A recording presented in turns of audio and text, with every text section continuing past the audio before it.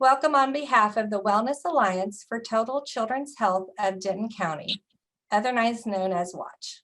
I'm Rebecca DePeo-Krishner, an Educational Work Group Co-Chair for the WATCH Coalition. It is our goal to organize opportunities for professionals and community members to learn about specific topics related to children's mental health and to learn about resources available within our community. We have many people to thank for today's working collaboratively to put this event together. We'd like to thank members of the WATCH Coalition for planning and thinking through this program, and Cook's Children's for providing CEUs. And you, if you have attended any previous events, for providing feedback. We planned this program with you in mind. We'd also like to thank each of our speakers for giving their time and sharing their expertise with us today.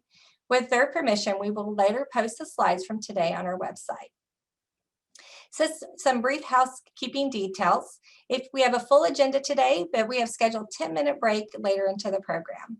We invite you to use this time during the break to chat with other attendees in the chat box. You can talk with the group as a whole or one-on-one by clicking on the button next to the to field in the chat feature. This is located just above where you type your name. We will keep the meeting open for 15 minutes after the event from 12:15 to 12:30, so you can continue networking, ask questions, or share information within the chat box. This time can also be used to complete the online evaluation for today's event. The evaluation link will be shared at the end of the program. We are all encouraged to complete the evaluation that is required to receive the CEU credit. For your convenience, we have created a workshop meeting packet for you to use as you follow today's presentation. You should receive an email from Eventbrite with a link to the workshop packet, and the packet can be found on watchdenton.org under the Professional tab. You will see a green button at the top of the page, and click on that button to download the workshop packet. If you need a CEU or certificate of attendance, please make sure you have signed in at the link that you can use on the QR code, or you will put it into the chat box for you to link and to register yourself. Later today, those who have signed in will receive an email with a link to fill out an online evaluation with today's workshop. You can print your certificate later when it's convenient for you. You can also stay on the Zoom for 15 minutes after the event to fill out that evaluation. Today's speakers have no conflict or interest to report regarding today's presentation. I would now like to introduce you to the chair of WATCH, V&A Reinhardt, who would like to talk about the value we place on this collaboration. Thank you, Rebecca, and good morning to everybody. I'm so glad you guys have joined us today. Before I introduce our first speaker, I wanted to share just a little bit with you about why we do what we do here at WATCH. In 2011, the WATCH Coalition was formed by a group of dedicated organizations and individuals who were committed to improving the total wellness of children and families in Denton County. Our vision is, because every child deserves hope, the Denton County community dedicates its unified resources to equip our children to reach their full potential mentally, physically, and socially to achieve their maximum personal success. One key strategy to achieve this goal is to maintain a diverse and active membership. We are a collaboration of both public and private organizations and individuals who are invested in the total wellness of Denton County's children. Our shared passion of improving children's mental health is the guidepost by which we base our choices. We understand the value of working together to improve children's mental health, and we're truly grateful for all of our members, volunteers, partners, and allies. Another strategy to achieve this goal is to maintain a website to serve the needs of families, health providers, and social service organizations. You can visit our website at www.watchdenton.org and share this resource with others. We regularly work to strengthen the network of mental health professionals by offering educational and networking opportunities related to children's mental health, just like this workshop. We also invite the parents in our community who feel they might benefit from attending these workshops. If you are a parent attending today's workshop, thank you for coming, and please feel free to visit our website where you will find resources, information about community events, materials from past workshops, and much more. I would like to thank Rebecca DePeo-Krishner and Joshua Marshall, the WATCH Education Work Group co-chairs, and the members of the Education Work Group for their work in planning this workshop. I can see by all of you guys who came today that this is a much needed topic to discuss. Now I'm pleased to introduce our first speaker, Yamuna Teter, who we are thankful for sharing her time with us today. Yamuna is the Assistant Director of Education for Children's Advocacy Center for North Texas. She has 10 years of experience working in the field of parent education and has been with the Advocacy Center since January of 2019. During her tenure at the Advocacy Center, Yamuna has educated over 12,000 children on body and internet safety and regularly trains adults on how to recognize and report child abuse. Prior to joining the Advocacy Center, Yamuna served as a family support coach with healthy outcomes through prevention and early support, early intervention specialist with early childhood intervention, and campus administrator for the Denton State Supported Living Center. She is a certified family life educator and holds a Master of Science degree in educational psychology, as well as a Bachelor of Science degree in human development and family studies from the University of North Texas. Yamuna enjoys spending time with her children, Karina, Harrison, Emily, and Natalie. Please help me by welcoming Yamuna with a virtual round of applause. Good morning. Thank you all so much for being here. I am going to start my screen share. I see some familiar faces and also see some familiar names in the chat, so totally thankful for y'all being here. Let's see if technology will cooperate this morning. So this morning, we are here to talk about something super exciting. And for me, I get really animated and enthusiastic when I think about this topic, which is empowering relationships with children, with others, and with the community, kind of in every aspect of the work that I do at the Advocacy Center. There takes quite a bit of effort and also just sincerity in trying to form those relationships with community partners. It comes really easily with children. They kind of have that natural ability so much of the time to just connect, and it's really neat to see. As we talk this morning about the different kind of subjects that we have, I want you to know that I don't just want to talk at you. I want to engage you. So I would like for you to utilize the chat box. We're going to have a couple moments where we have some fun activities. They're fun for me. I hope they're really fun for you. And we will engage in that way. So please, please, please participate. There are other points of the conversation that can be a little bit heavy. So I just really encourage you to take care of yourself. If you hear anything or something kind of like comes up as we discuss these different topics regarding children and children's well-being, take a moment for yourself. Turn off your camera. Just take some time for you. That's super important for me to know that you're doing that. So let's get started.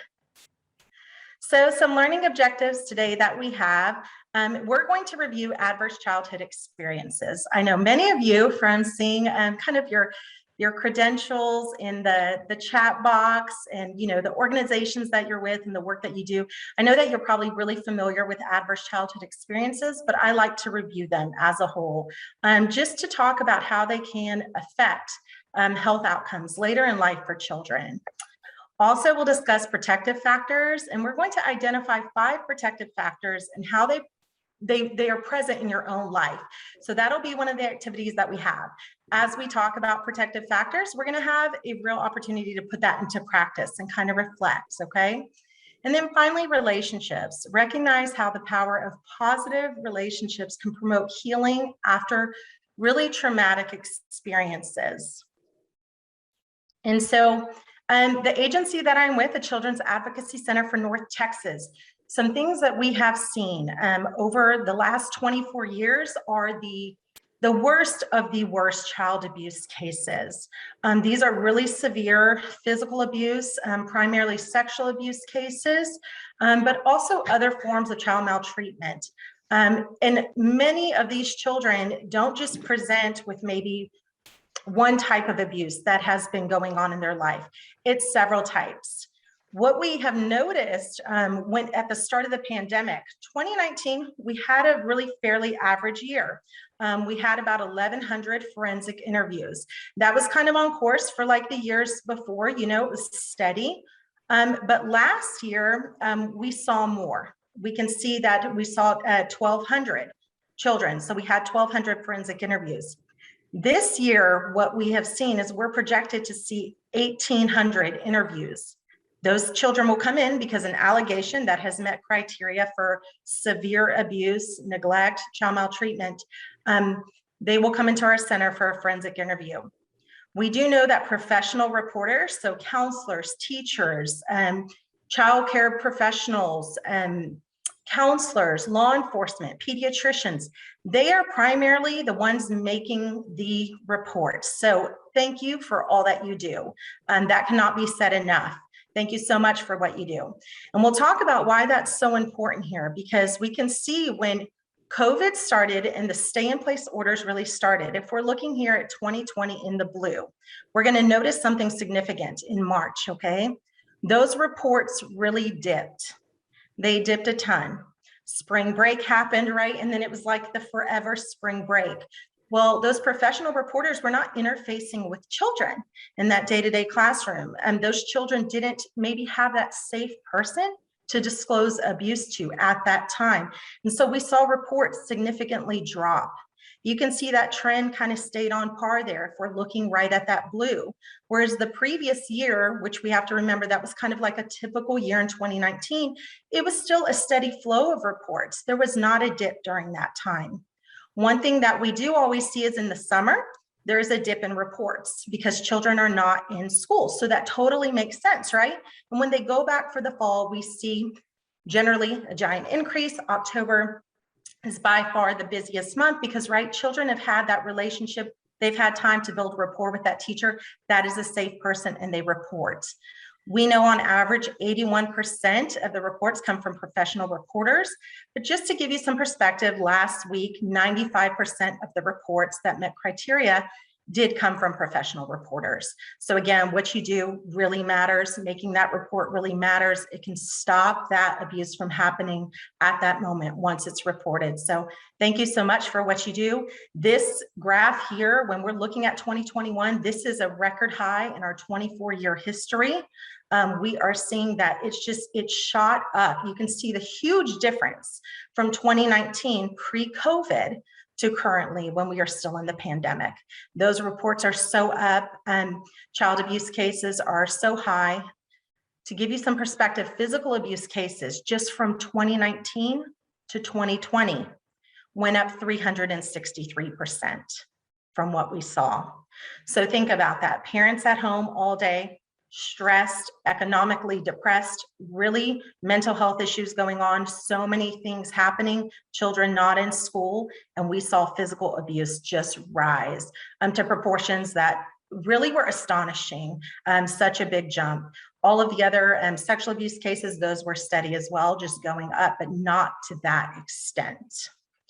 So when we talk about all of the significant abuse that children have been going through, and then also throughout the pandemic, just that giant increase, we have to think about what this does to a child's body, what it does to their mental health.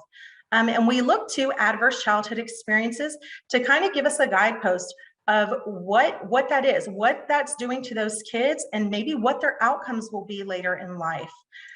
We know the Adverse Childhood Experiences study done by the CDC and Kaiser Permanente, they found significant findings on how all these different adversities, right, can affect a child's overall health and well-being.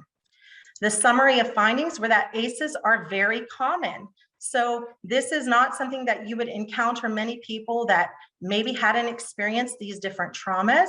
Instead, it's probably likely that you encounter many people on the daily, many young children on the daily that have already faced these adversities at a very young age, maybe even just coming into that classroom in kindergarten.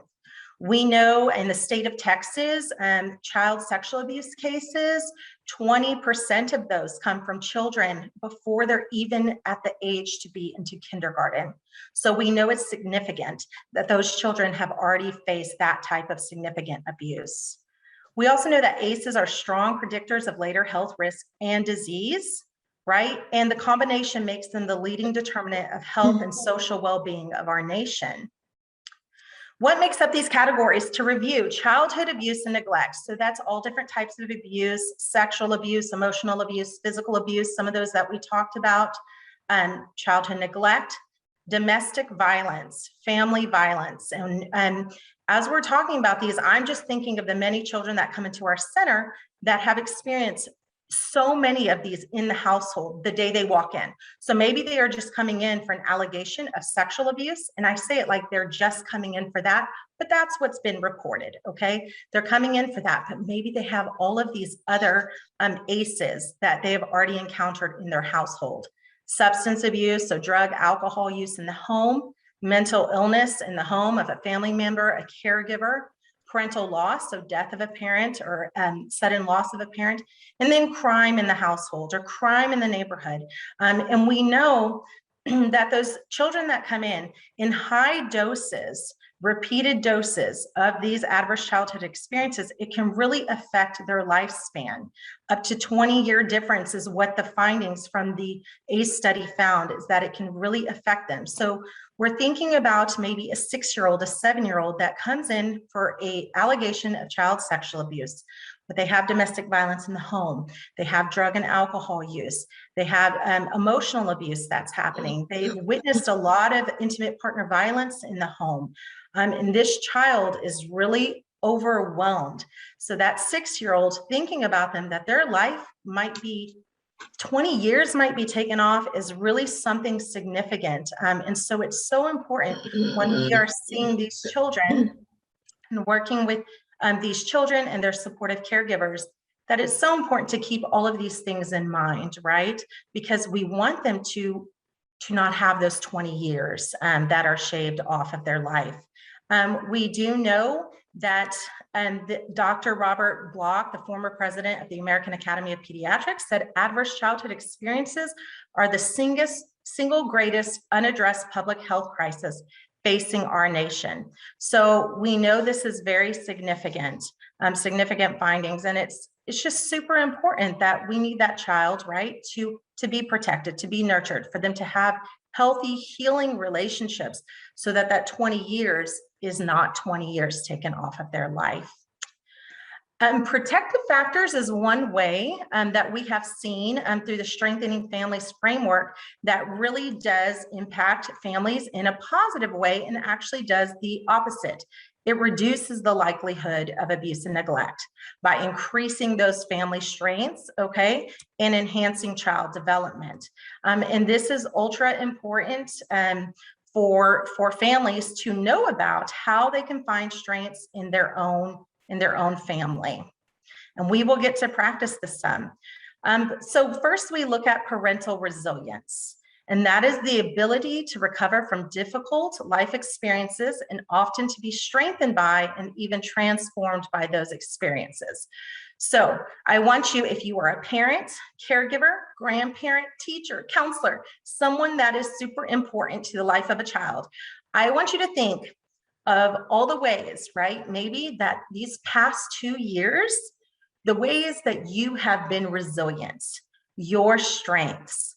I want you to think of kind of what got you through it, you know, how you were strong, how you were flexible throughout the pandemic, what you are doing on the daily to be strong, what supports you have in place. Because when families recognize their strengths, that is a protective factor for their family. And again, it reduces that likelihood of abuse and neglect, or right, that re-victimization. So we can see that families have already faced this adversity. When they learn these different protective factors, it can be super empowering to them, that they know they have some control. And that can be really helpful, knowing that they have some control regarding their outcomes and their outcomes of their child. It's not just doom and gloom that this happened and this is forever. Often we will hear parents, and I've heard this throughout my work with parents at previous agencies when I worked as a family support coach. Many parents did not recognize their own strengths, and actually they would put themselves down quite a bit, you know, like I've screwed up my child. And this was kind of the mindset. And so it took a lot of working with that parent to recognize their own strengths and the resilience of everything they had gone through, talking to them about ACEs and really their own childhood trauma and what that had done too, and just recognizing to give themselves some grace. And those outcomes can be more positive. We look at social connections as a protective factor, and that is the ability and opportunity to develop positive relationships that lessen stress and isolation and help to build a supportive network. So think about your social connections. Parents need friends.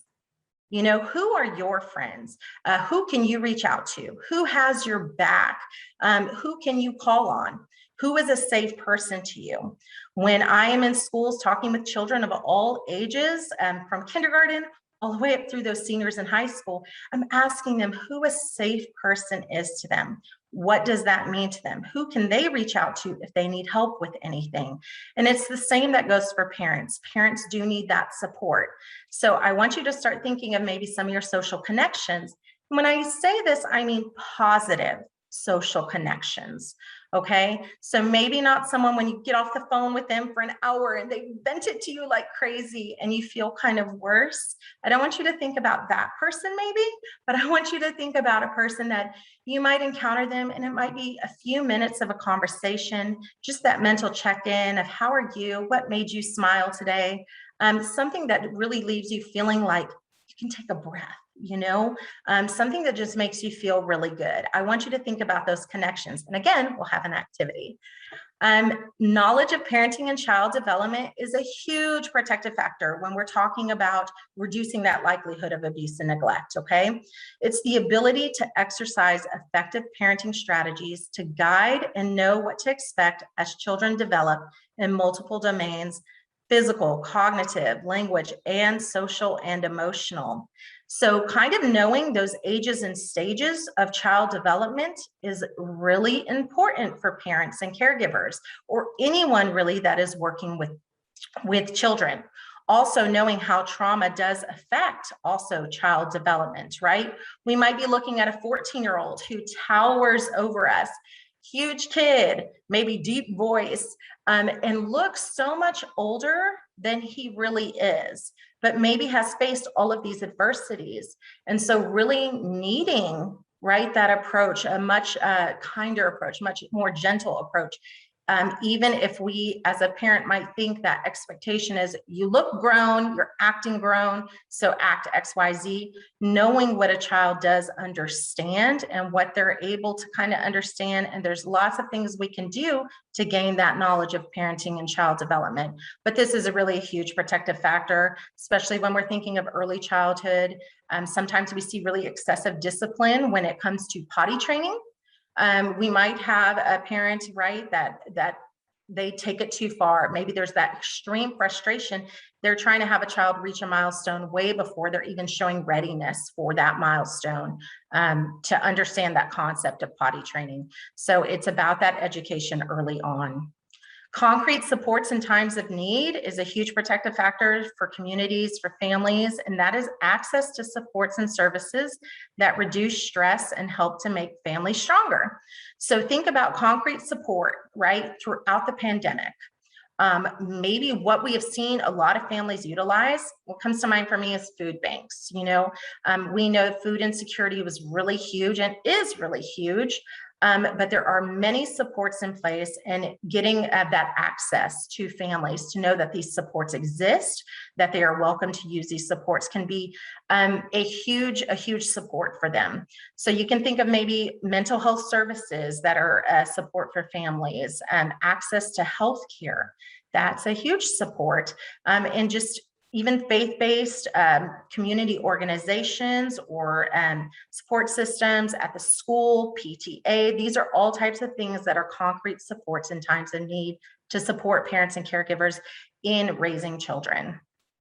Lastly, and I think really most importantly, social and emotional competence of children, family and child interactions that help children develop the ability to communicate clearly, recognize and regulate their emotions, and establish and maintain relationships.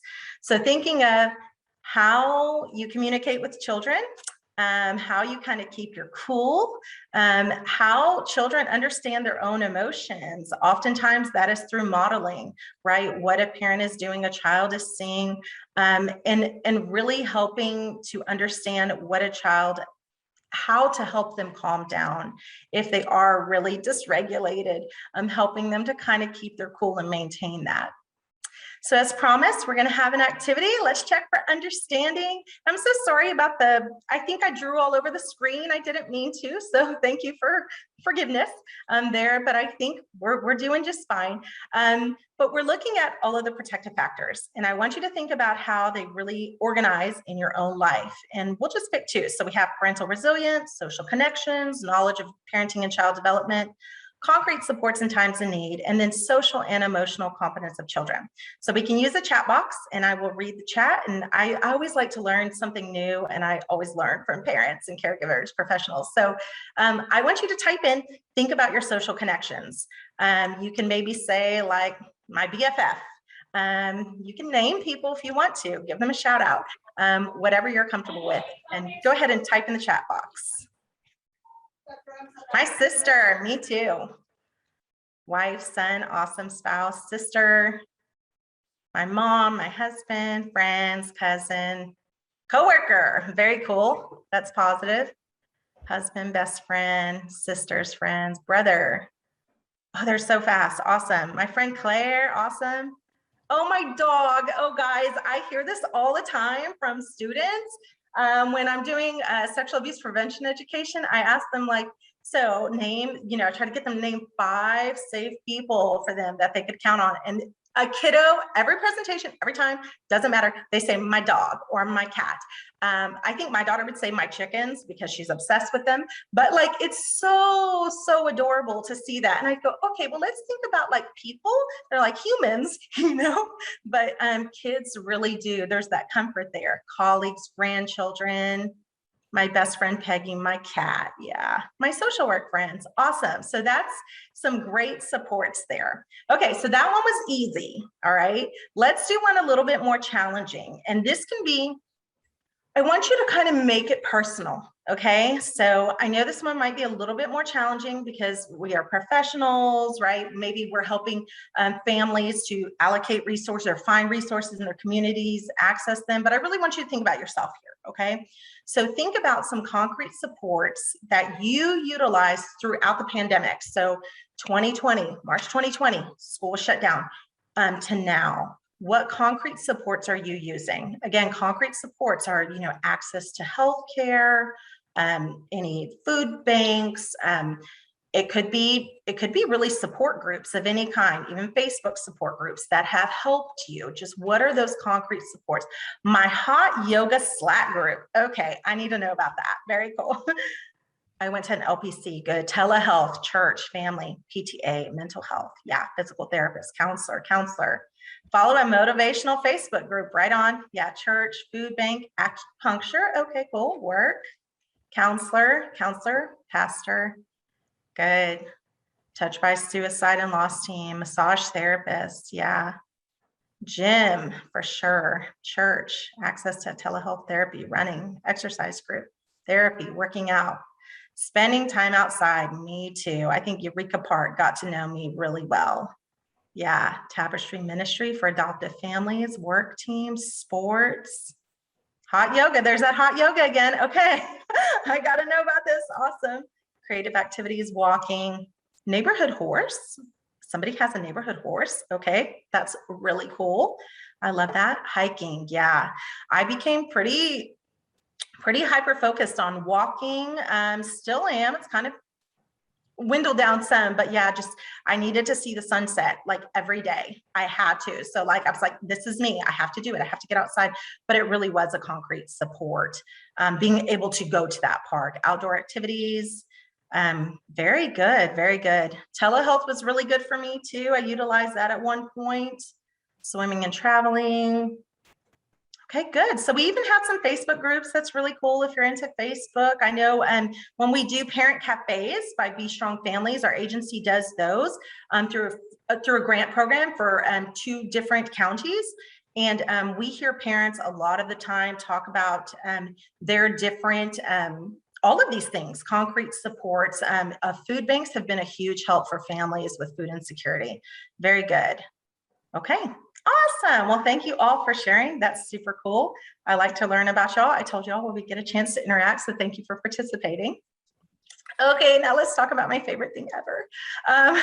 Not just mine, I'm sure many of us on this call. So as we talk about protective factors, it pairs really well with trust-based relational intervention. If you are familiar with TBRI, I mean, once I learned about TBRI, it was like 2017. I was trained in TBRI. Then I had the opportunity to work with families for 2 years in in-home settings through a 10-week program. It was super awesome. So that was in-home settings. Then I've had just a fantastic opportunity to work with a group of 7th, and then they went into 8th grade all throughout the pandemic. So really we started in 2019 with them, but then, right, 2020, we know what happened. And so we had to get creative, but the school and through this grant program allowed us to still come in, our agency, and we got to work with the same group of students. So those 7th graders that then went to 8th grade, and we got to see them the last day before they moved on to 9th grade. And these kids were asking us, can you come with us? Like, these kids opened up just their explosion of like emotions in the most positive way, and those protective factors were super being enhanced throughout the social emotional learning and the TBRI in the classroom. TBRI is an attachment-based trauma-informed intervention that is designed to meet the complex needs of vulnerable children. So we know children that are at risk, right, for adversity. And this data is collected sometimes through a variety of different means, but sometimes there's different zip codes that are identified of maybe the community has low access to those concrete supports, to resources. They have high food insecurity.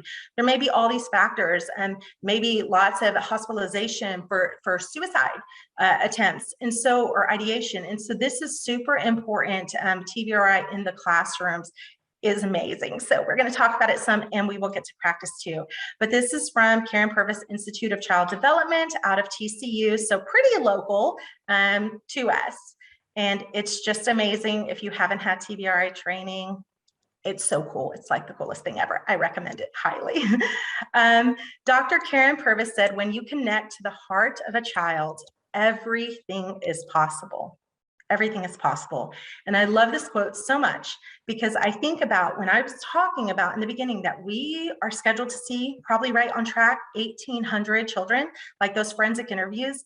I think about everything they've gone through, all the ACEs, right, that they've already experienced coming in. But when you connect to the heart of a child, everything is possible. And I believe it. It's so amazing. So we are going to watch a short video. I think I'm going to have to reshare. So just give me one moment because I forgot to click one button. Thank you for your understanding. Now we will be ready. I did this last time too. I am definitely one of those. I do it once, I do it every time. So let me know if you can hear. TBRI, trust-based relational intervention, has at its core building a trusting relationship. It has 3 sets of principles, and they look at the child as a whole. When you think about development, the baby cries, and I say, yes, I will comfort you. And so this child learns that they have a voice. They learn trust, which is the lesson of the first year of life. I can trust. There are so many children from hard places. And for those children, their capacity to trust has been fiercely damaged. The brain chemistry of a child who cries and no one comes is dramatically altered. The child with a history of trauma or loss or abuse has no hope of healing without a nurturing relationship.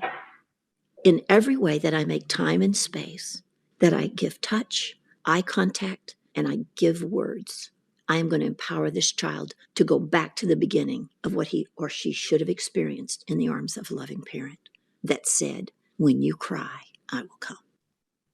The phenomenal thing about a trust-based intervention is, as we connect to this child, as we build safety, we actually change the brain chemistry. We change the wiring of the brain. This is really the heart and soul of all that we are and all that we do. Do I look into the child's eyes? Do I touch their arm when I talk to them? When they talk to me, do I stop what I'm doing and talk to them? This is the essence of mindfulness. The excitatory chemicals about I'm afraid, I'm hungry, I'm cold, Those are balanced when the caregiver comes and gives warmth. All regulation occurs first with an external regulator. So in the beginning, I regulate all. They're cold, I bring warmth. They're crying, I bring myself. And out of my regulation, their brain develops capacity for self-regulation. If this child didn't have this experience, that child doesn't feel safe. This chemistry can be altered, first by knowing they're safe, second by nutrient-rich foods, third by my environmental regulation of that child's emotion, and fourth by appropriate exercise. So we can balance brain chemistry by creating a holistic environment. We clearly have to deal with behavior. Correcting means showing a child the right behavior, praising him when he gets it, and showing it to him until he can get it right, and showing him with no fear and no shame, so that he builds success, not a greater sense of failure. So the message of hope for our families is that we can help our children to dramatic levels of healing. We simply have to be devoted to it and be willing to invest what it's going to take.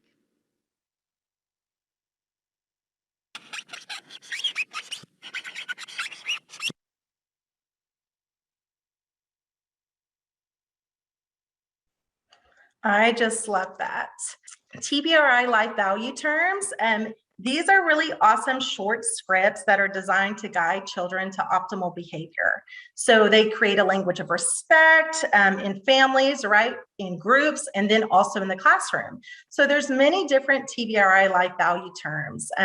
Accepting no hurts, right, on the inside or the outside, with respect. So to speak with respect and treat others with respect, to be gentle and kind with yourself and also with others, to use your words, cooperate and compromise. These are just many of the different life value terms, but they are super essential when you're working with children or your own children in the home. I also use these in the workplace, y'all.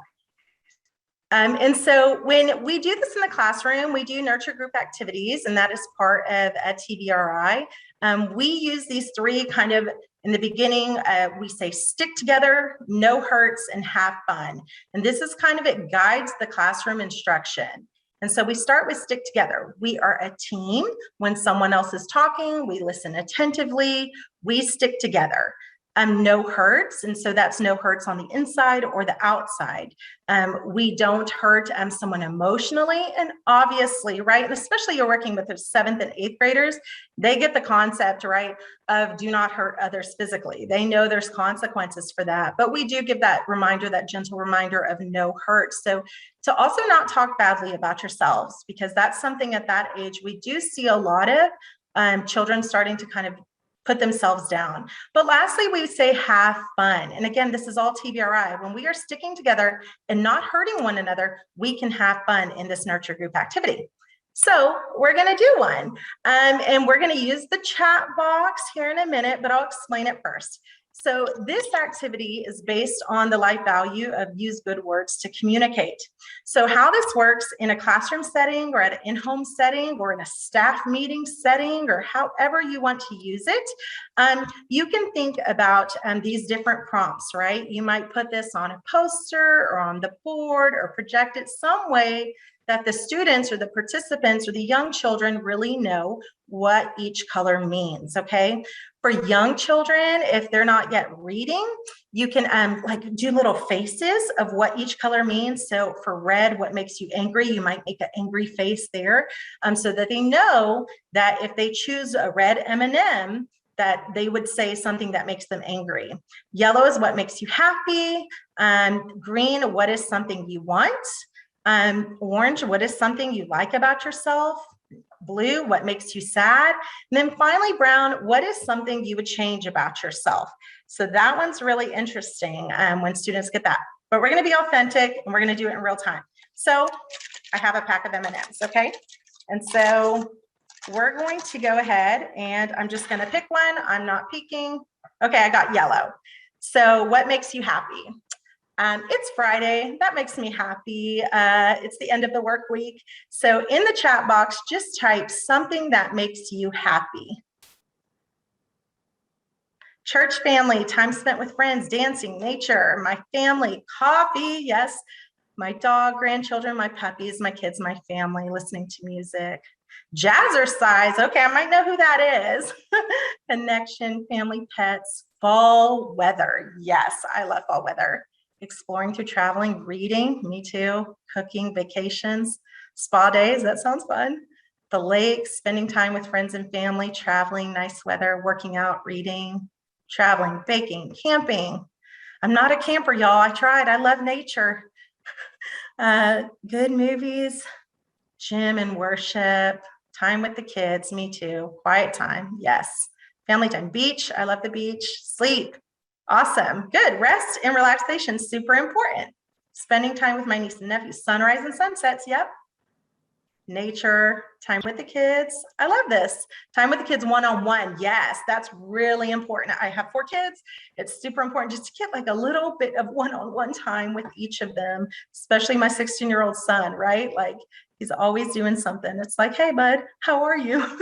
Trying new restaurants. All right, let's pick another color. So I'm not looking, not peeking. Hopefully we don't get the same color we didn't. Okay, so orange. What is something you like about yourself? What is something you like about yourself? This is challenging with 8th graders. Sometimes they hesitate. I don't want you to hesitate. So let's think about it. Humor, compassionate. My puny sense of humor. Y'all, I'm so slow to get jokes. Empathetic, relational, yeah. Positivity, well, goofiness, yeah. I yawn like Chewbacca. I like it. I've just accepted it now in life. My humor, yeah. Sense of humor, resiliency for sure. Empathetic. My sarcastic nature, word, I like that. Creativity, ability to listen, helpfulness, building friendships quickly. That's cool. You're able to connect. That's awesome. That's a skill. That's a quality. My heart for others, being silly, listening skills, being able to connect easily, sociable. I love it. Okay, we're gonna do one more and then we'll move on. Oh, did we already get this color? We did that color. Okay, I'm gonna cheat because I wanna do, okay, I didn't get one red, but I wanna do red. What makes you angry? What makes you angry? Somebody type traffic because I know it's in there. Liars, mean people, or people that are being mean, right? Pandemic, yes, unfairness, gossip. That was a huge theme with the 8th graders, the 8th grade girls.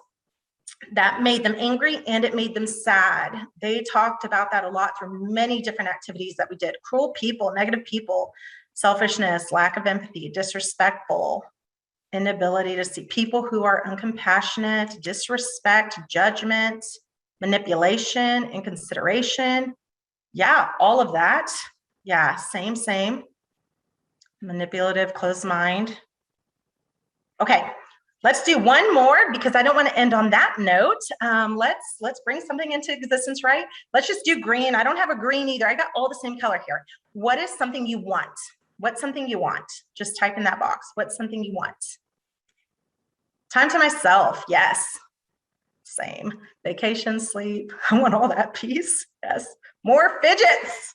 I'm a fidgeter, y'all. If you could see my desk, I drive everyone crazy at work meetings. I have every sort of fidget imaginable, rocks, just all of it. Harmony, increased travel, world peace. Yeah. Sense of peace, mountains, more travel. AC in my car. Oh, goodness. I've been without AC. Yes. I hope that is there for you very soon.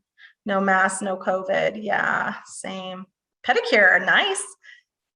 Oh, to meet my daughter for the first time too. Oh, due in December. Congratulations. That's beautiful. Date night. Let's go.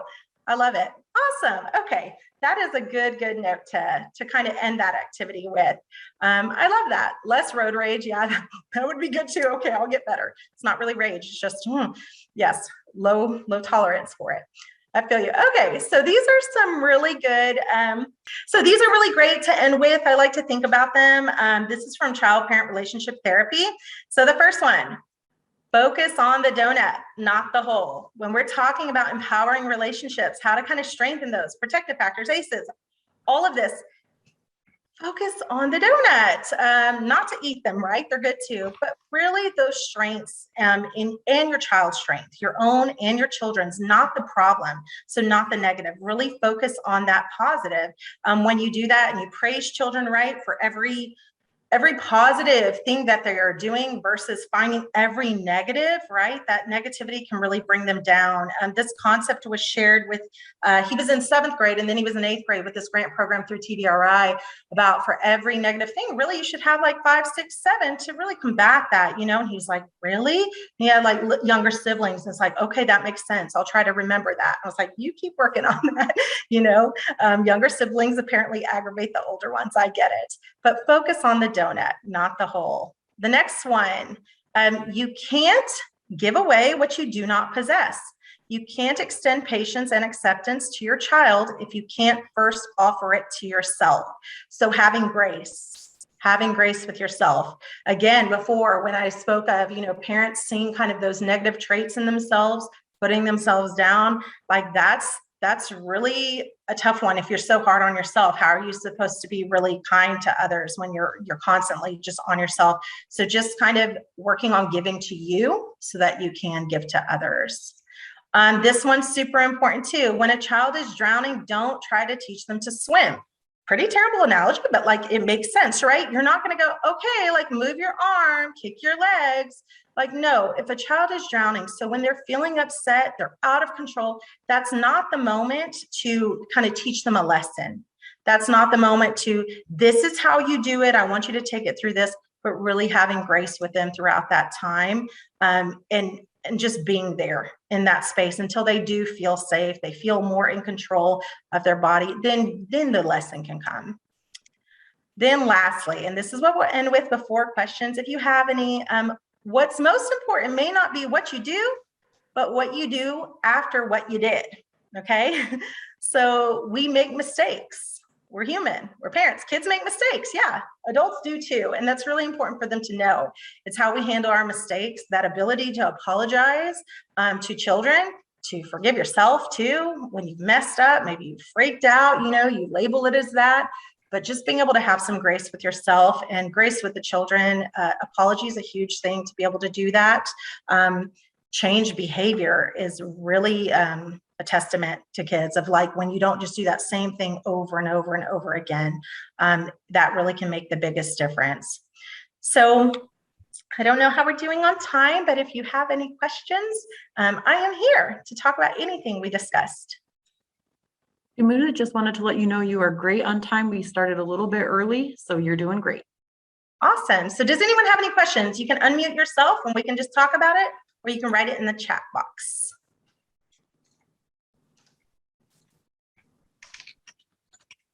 Is there a link to that video that you showed from the Institute, TCU Institute?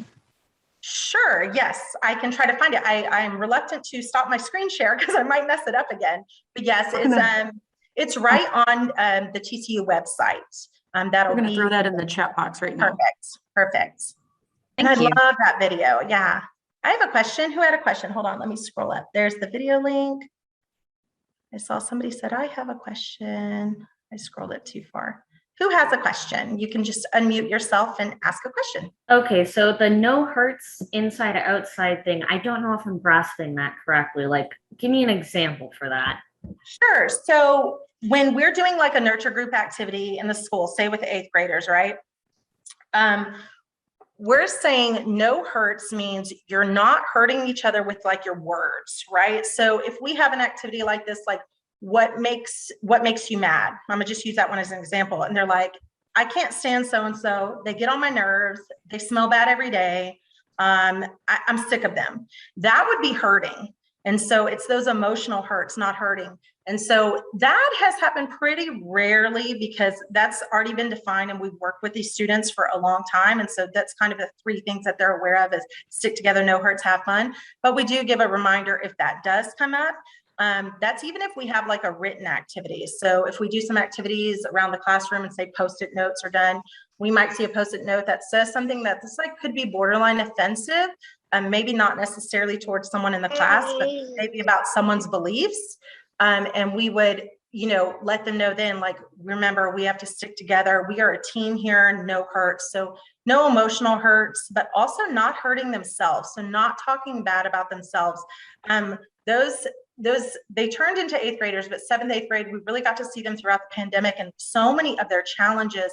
And we would hear students maybe like talk down on themselves. Part of that is like part of adolescent development, like, oh, I'm dumb, I can't get this, like, you know, or I failed a test. And it's like, hold on, let's think about your strengths. So again, it was like building those protective factors yourself early on. I hope, does that help? Just like not emotionally hurting yourself. Cool. Thank you, great question. Anyone else have a question about anything we talked about?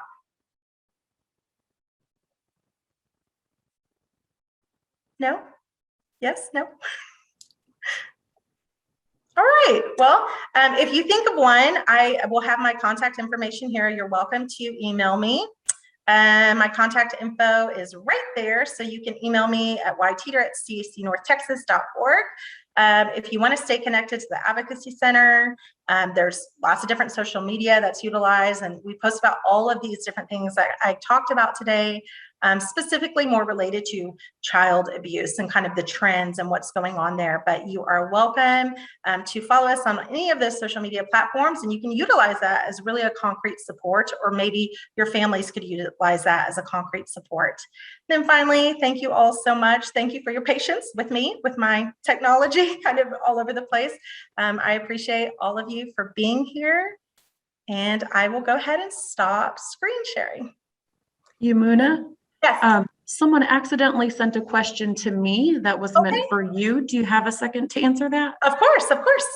Okay, their question was, how can you motivate a child to do HW? Oh, homework. Oh, right? okay. Is that word homework? Yes. This is from Y Castro. You can go ahead and unmute yourself if it's not homework. Is it homework? I'm believing it's homework. I'm guessing. It should be homework. Okay. Did y'all hear the way I said that? Probably some personal abuse came into play there. If that wasn't obvious, I go homework. So again, I'm a mom of 4. So right now I'm gonna give a little bit of my personal, which is, you know, yes, I don't know if I'm the best person. Yes, homework. I don't know if I'm the best person to answer that question, because I've always just I don't want to say not believed in it so much, but like family time is, after a busy day of school, busy day of work, that family time and connecting with my children is so important to me. The few little things we can do, having dinner together, and that doesn't always happen with football practice and so many different things going on. They're not even in a whole lot of activities, but I had one that just went into college too. And homework to me for me was not a priority, like full disclosure. So I don't know that I'm the best person, but I think there's a huge variety of professionals here that might be better at answering that question. I don't make it homework. We do everything as a family time. I incorporate their homework. So there's so much learning, right, that can take place. For one, y'all, it doesn't matter if I have a master's degree, I cannot do like 7th grade math. Like, it's not going to happen. Like, so that's just full disclosure too. And the kids know that. I don't even know if I could do 6th grade, to be honest, but it's just changed so much, and it was never my strong suit. Now, if it's something where it's like they're doing some creative writing, or it's a concept, we talk about things a lot. That is how we all learn as a family. So they'll tell me some different lessons that they've learned at school, or what they're working on, and that really does help. So in a way, I guess we're talking about it, but ultimately it's like, it's up to them to do it. Their dad is a teacher, so I think he does take a little bit more of that role on. So that's a support there. I heard Brainly, best app for homework help. That's awesome. Very good. Cool. Anyone else? Well, okay, I'm gonna just, I will mute myself. And again, thank y'all for being here, and I'm gonna be with you the rest of the day. Yeah, thank you for that presentation. That was really a lot of valuable information. Obviously, you can see in the chat that many in the group also agree with that. So thank you so much. So up next, Tiana Shivers will talk about empowering ourselves, especially through mindfulness. Tiana has worked with Mesa Springs and Innovations over the last 7 years with an emphasis on clinical management and training. Her clinical experience spans over 11 years working with clients and patients across many mental health settings with a concentration on attachment and mindfulness. Tiana's passion is helping health professionals further in their clinical experience and helping patients receive envisioned progress and resilience. She loves giving back to the mental health community by raising awareness and helping with innovative trainings. When not working in her clinical role, you can find her enjoying time with her husband and daughter and possibly at a TCU football game. So thank you for joining us today, Tiana. Well, good morning. Good morning, everyone. It's hard to follow up with Yamuna. That was amazing. And I love TBRI too. Karen Purvis is amazing. I had the honor to study under her, and actually a lot of what I'm talking about today goes really cohesively with everything that you just shared about relationships too. So an amazing setup today. First and foremost, a lot of you guys that are here, I'm seeing clinicians, and this is something to give back to you. So when I was asked to do this today, I was really excited about it. Giving back to our community is really big, especially right now, okay? And so I want to challenge everyone here and get a pen or type it in something that you can. I have Post-it notes always because I'm like the office supply queen. But I want you to go ahead and write this down. I want you to write, this time is for you, and then focus on you. Okay, so I did that because I'm going to practice what I teach, right? Looks backwards, but you get it. Okay, so this time is for you, focus on you.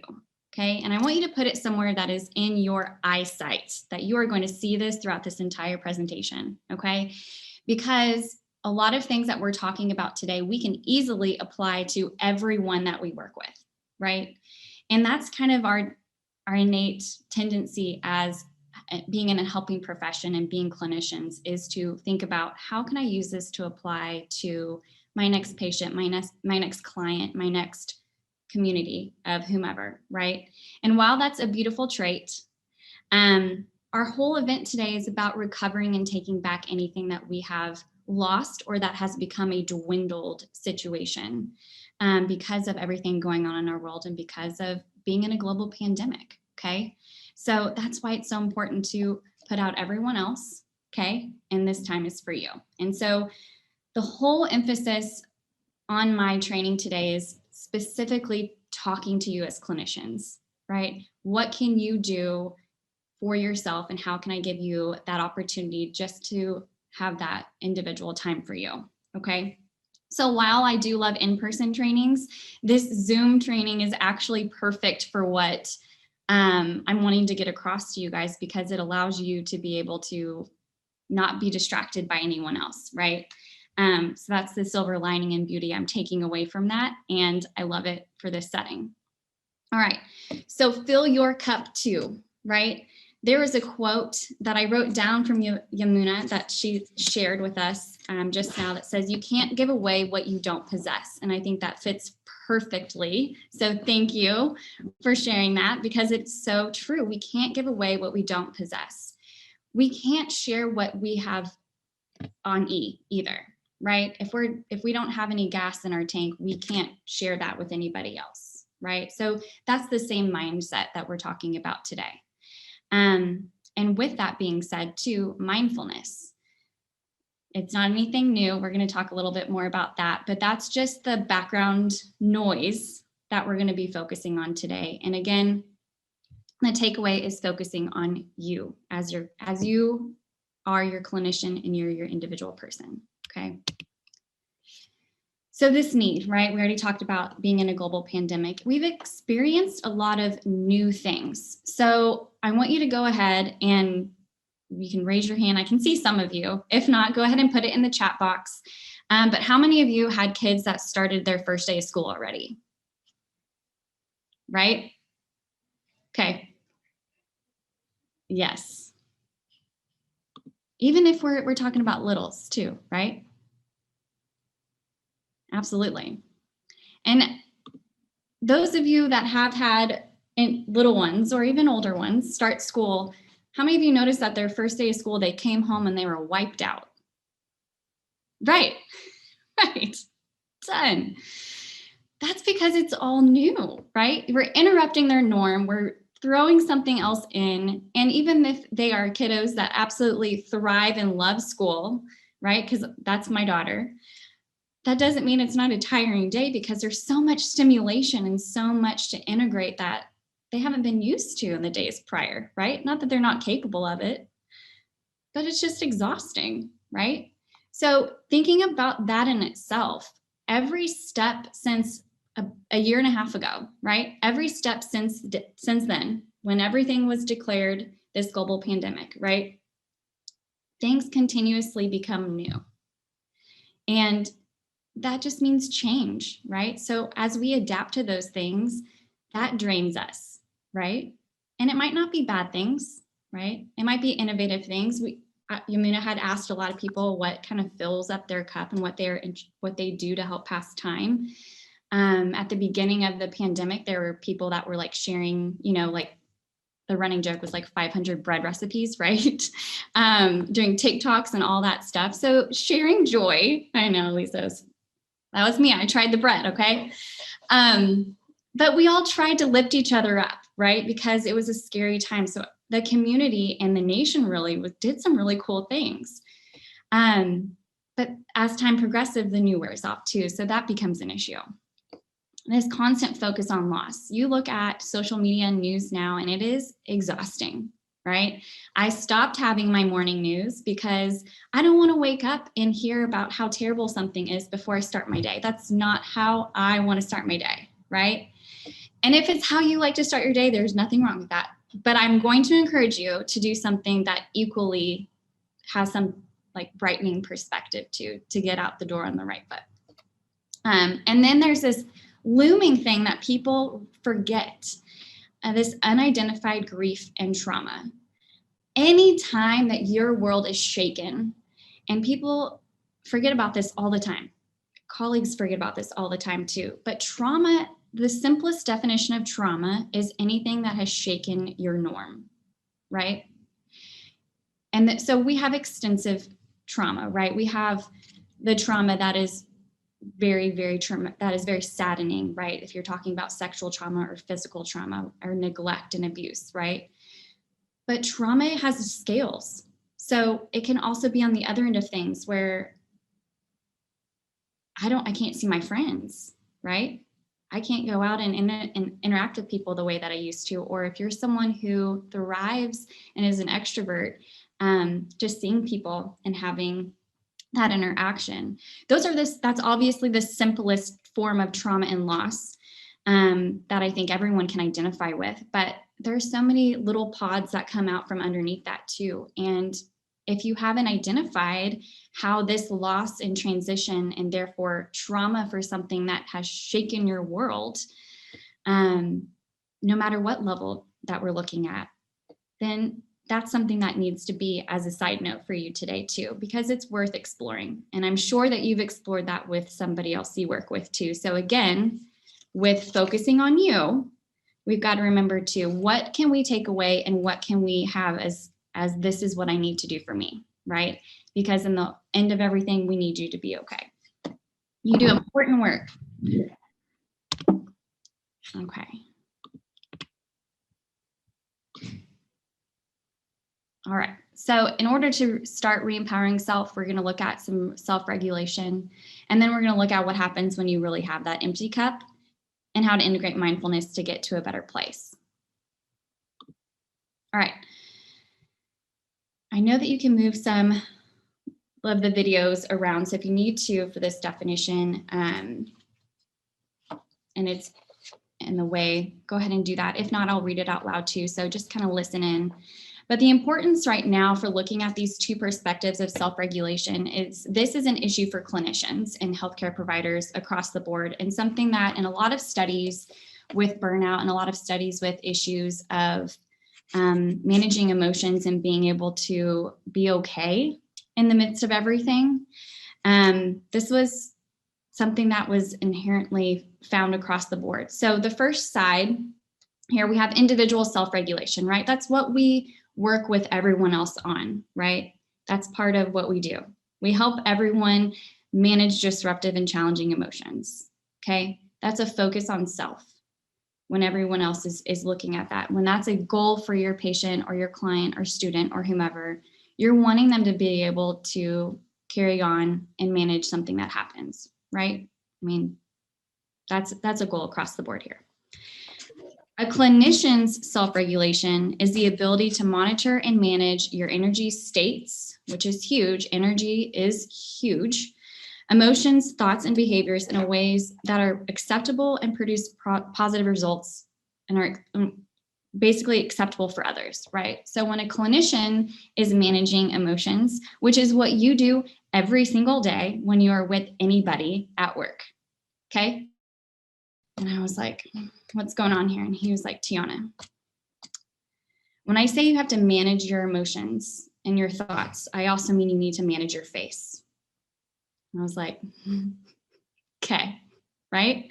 And that's true. And I point that out because managing your emotions as a clinician in front of anybody else and as a healthcare worker in front of anybody else involves your entire being, okay? You are doing everything that you can with your full awareness to not project any bias or judgment onto the person in front of you, right? And that takes practice. It takes a lot of what's the word I'm looking for? Self-control, right? Okay. So you do that all day long. That's your expertise, right? What we are missing between a clinician having self-regulation at work or in a clinical setting and having self-regulation outside of work is that because of our beautiful ability to practice that self-regulation in front of our populations we work with, when we're not in front of anyone else and we're in non-clinical settings, everything continues to be shoved down, okay? And you may not realize it. But when you are so good at your job, right? You're such a great clinician, which is across the board, you know, inherently characteristic of being a good clinician is not having judgment enter the room with you, right? That's an issue when we have so much going on in our world that we've never navigated before. And so that's something that we really have to be able to tap into because shoving emotions down and not being aware of them is exhausting to our body. Even if we're not consciously aware, like going to the grocery store or whatever it is that you're doing, that you have shoved down some bad, and I'm gonna use the word bad, okay? I know it's not the best word to use, but things we don't like, don't care for, that are not helpful for us, okay? That creates a void, okay? And so that's something too, as you have your little notebook here, right? I want you to think about that too. We talked about unidentified grief and loss, and then also, what have we shoved down, right? What have we not acknowledged? And if you don't know the answer to that, that's okay, because we're going to talk about that. You can share this in the chat box, or you can just at least have it as an answer for yourself. But I want everyone to just to do a self-check. Have you been able to gauge on what's going on in your world, right? It's important to have check-ins. We can never have enough, right? How often do you check in on yourself? It's a good question too. Because right now that's really, really important. We have, let me see. My chat was away. Not enough. Yeah. Depends on the day.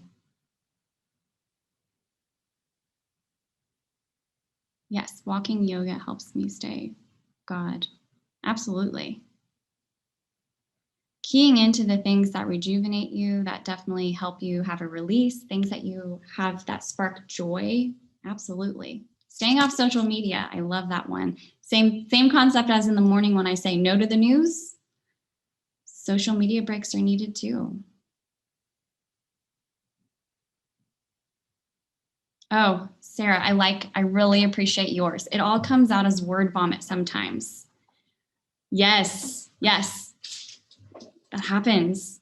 That's a great tool to be able to remember too, because you're like, oh man, Let me check in on that, right? That's a great tell for us. Sometimes it becomes all overwhelming. Naps. Podcasts, yes. Okay, I love that. Sometimes you don't even realize what you're feeling until you start talking about something. Absolutely, Zach. Thank you for sharing that. And I think that's huge, right? Especially when we're in a helping profession. There's so many times that I've spoken with a family or a client or a patient and something just like has a little ping, right? And you're like, oh, never thought about that. Or man, I'm going to check that later, right? That's part of regulation, knowing your tells, right? So those are awesome things to check in on.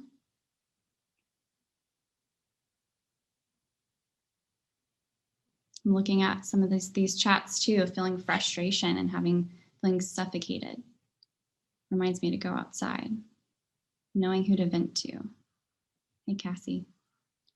Yes. And I love that too, because sometimes when we think about regulation, yes, self-regulation is important, but in order to regulate, even though your focus is on yourself, it doesn't mean you have to do it alone, right? So we as clinicians sometimes have a double-sided expectation. One, that we are able to handle things because we should know how to do that, right? Right, should know, right? And we do know how to do it, but we have to acknowledge that it's there too, right?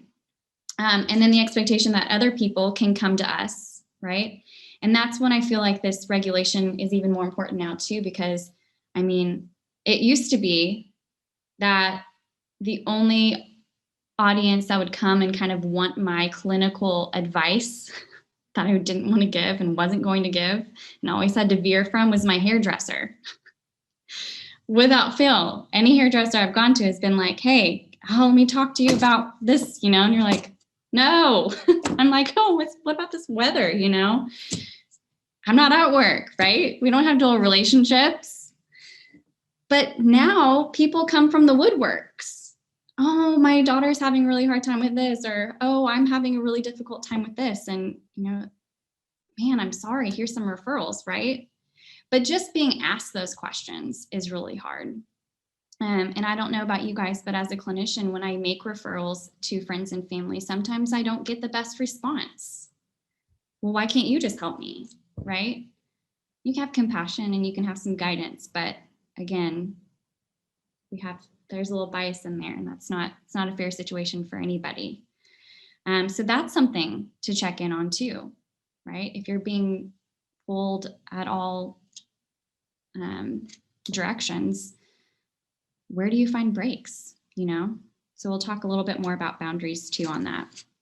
But the whole point of this is there's a huge rise in a couple of things that we're going to be talking about next. And so without addressing these emotions and without really being able to figure out when you need to tap out and when you need to be able to find those moments of regulation for yourself, find those moments of joy and de-stressing, right? And coping for things. We have, there you go. We have compassion fatigue, right? That's a big thing. A lot of times in other realms and other fields of study, compassion fatigue or burnout are very different. For us in the helping profession, compassion fatigue and burnout are actually synonymous because our workplace is our people, right? And so that's when it becomes even more difficult for us. So many things going on. So compassion fatigue, I love the definition. Emotional exhaustion, depersonalization, and a decreased sense of personal accomplishment. I mean, how many of you outside of the pandemic have had days when you're just like, man, I don't even know what I did with that person, right?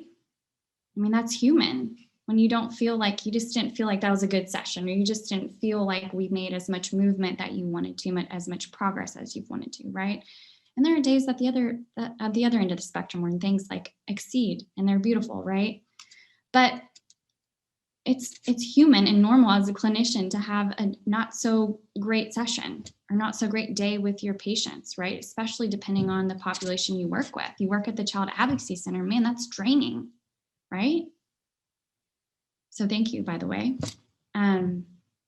You question your effectiveness. You question, is this what I need to be doing? You question the world sometimes. Is the world always going to be this terrible? Right? Man. And how sad is that, guys? Right? That's not a place that anybody should be in. And I'm going to use the word should. I know as therapists, like that's not the best thing to say, but nobody should be in that space, right? We don't want that for our people we help. We don't want that for each other. We should not want that for ourselves. So we've got to figure out, again, focusing on you, on how to prevent this too. There are a lot of studies that lately too, just a side note about burnout rates. People are like, oh, burnout rates are better. They're not. They're not better. And here's why. We talked about everything being new, right? And having to adjust and how exhausting new is, right? Paired with that, we had fear and uncertainty in our world, right? We still do. But it's kind of like after you lose a loved one, okay? When everyone comes and they're checking in on you, they're sending messages, flowers, giving hugs, a lot of support. And then as the days go by, people stop checking in, right? And things start settling, the dust starts settling. And then you have to really navigate and go through those things without the distractions and without everyone else's constant support. And that's where we're at now, okay? And that's why the burnout rates are not changing. That's why there's compassion fatigue happening. And this is also why there's this thing called languishing, okay? I love languishing. And the reason I love it is obviously not for what it is, but because it's an identifier, okay? So languishing is a sense of stagnation and emptiness, okay? I'm going to shout out Cook Children's, the main hospital in Fort Worth. They did a recent post, which was just right on the nail here for me. There was a picture of a squirrel, and the squirrel is kind of laying down with his arm, called spooling. I learned that. I learned 2 new words, right? And I was like, oh, he's cute. He's taking a nap or something, right? But they paralleled that squirrel and they said, this is how I feel, a clinician from Cook Children's. I feel meh, that's how I feel. I don't have motivation. And that's what languishing is, feeling meh, feeling blah, right? Little to no motivation, having a foggy outlook on life. Things aren't clear, okay? We're not feeling progress. There's nothing forward. There's nothing backward. We're just stagnant, right? So of course, these parts of languishing lead to compassion fatigue, right? These are the things that say, hey, something's not right here. We need to do something about it. This is the part of your check-in and figuring out when you need to regulate. That's really, really important, that when you start feeling these things, so it doesn't lead to fatigue, okay? And this is hard, especially in the time of now. That's why we're focusing on you. We're talking about it. There's this idea of the healthcare hero disconnect. So kind of rewind time a little bit. We had the summer of 2020, we had a lot of healthcare hero initiatives done. They were beautiful, really brought together a lot of the community. There were balloons and signs everywhere, free coffee for nurses and doctors and all these things. And it was everyone's gesture to say thank you so much to our healthcare heroes, okay? I have 2 parts for this. One is that when interviewed, even though these gestures were out of kindness and wanting to be able to spread joy, when you have these interviews for the nurses and the healthcare workers, they came back and they said, it was great, I guess, to have a free coffee, or it was nice to have a cute sign. It didn't change anything. Didn't mean that to sound rude, but it didn't change anything. And they're right? They can have the recognition, but it didn't change the conditions in which they were working. And that added to their disconnect with their job, their disconnect with what they used to be in tune with and love and be so passionate about, right? They didn't feel like a hero, and they didn't feel any better, and they felt bad because they didn't feel better with all these people trying to say thank you and spreading recognition. Now I'm going to take it to the clinician side of things, okay, as far as counselors and therapists, social workers. There was a completely different side of the healthcare hero disconnect that happened for us, right? There really wasn't a lot of recognition for mental health going on. And there really isn't a whole lot nationwide. I think within Tarrant and Denton counties, there's a lot more recognition and initiatives, things like our wellness workshops right now that say, hey, we're here, let's give back to each other, let's support each other and give each other what we need. But outside of these more local initiatives, we weren't seeing a whole lot, right? And so that became something that added to a lot of people who were carrying the mental health load. Because if anybody else is experiencing a huge crisis, that's our mental health field, right? Having to go ahead and switch everything virtual and figure out how to meet everyone's needs and also make everyone safe and to deal with your own uncertainty, but calm everyone else at the same time, right? So even that added to all these things too. So I point those things out because if you experience languishing or compassion fatigue, you're human. These are things that can happen, and that is just the awareness right here is to make sure that we don't go down that road and that we can help support each other and have that regulation before it gets to that point, or to recognize, hey, I'm here already. Let's do something about it, okay? And here's the why to some of this disconnect. We talked about the healthcare hero concept and kind of falling short of those expectations. So obviously that's like a womp womp, right? But usually, and this kind of comes from a little Karen Purvis action too, but compassion, when you give compassion to somebody else in our helping fields, when you yourself and everyone that's tuning into this Zoom meeting right now, when you are helping somebody else, when you help a student, you help your child, you help your patient with something and they receive it and they feel that genuine intent from you, right? Or they feel the solution is there, that you had helped them solve something, right? Oxytocin and serotonin come above, right? And we love those things. Who doesn't want some oxytocin and serotonin? I mean, I want some, right? And that's what, I know it's good.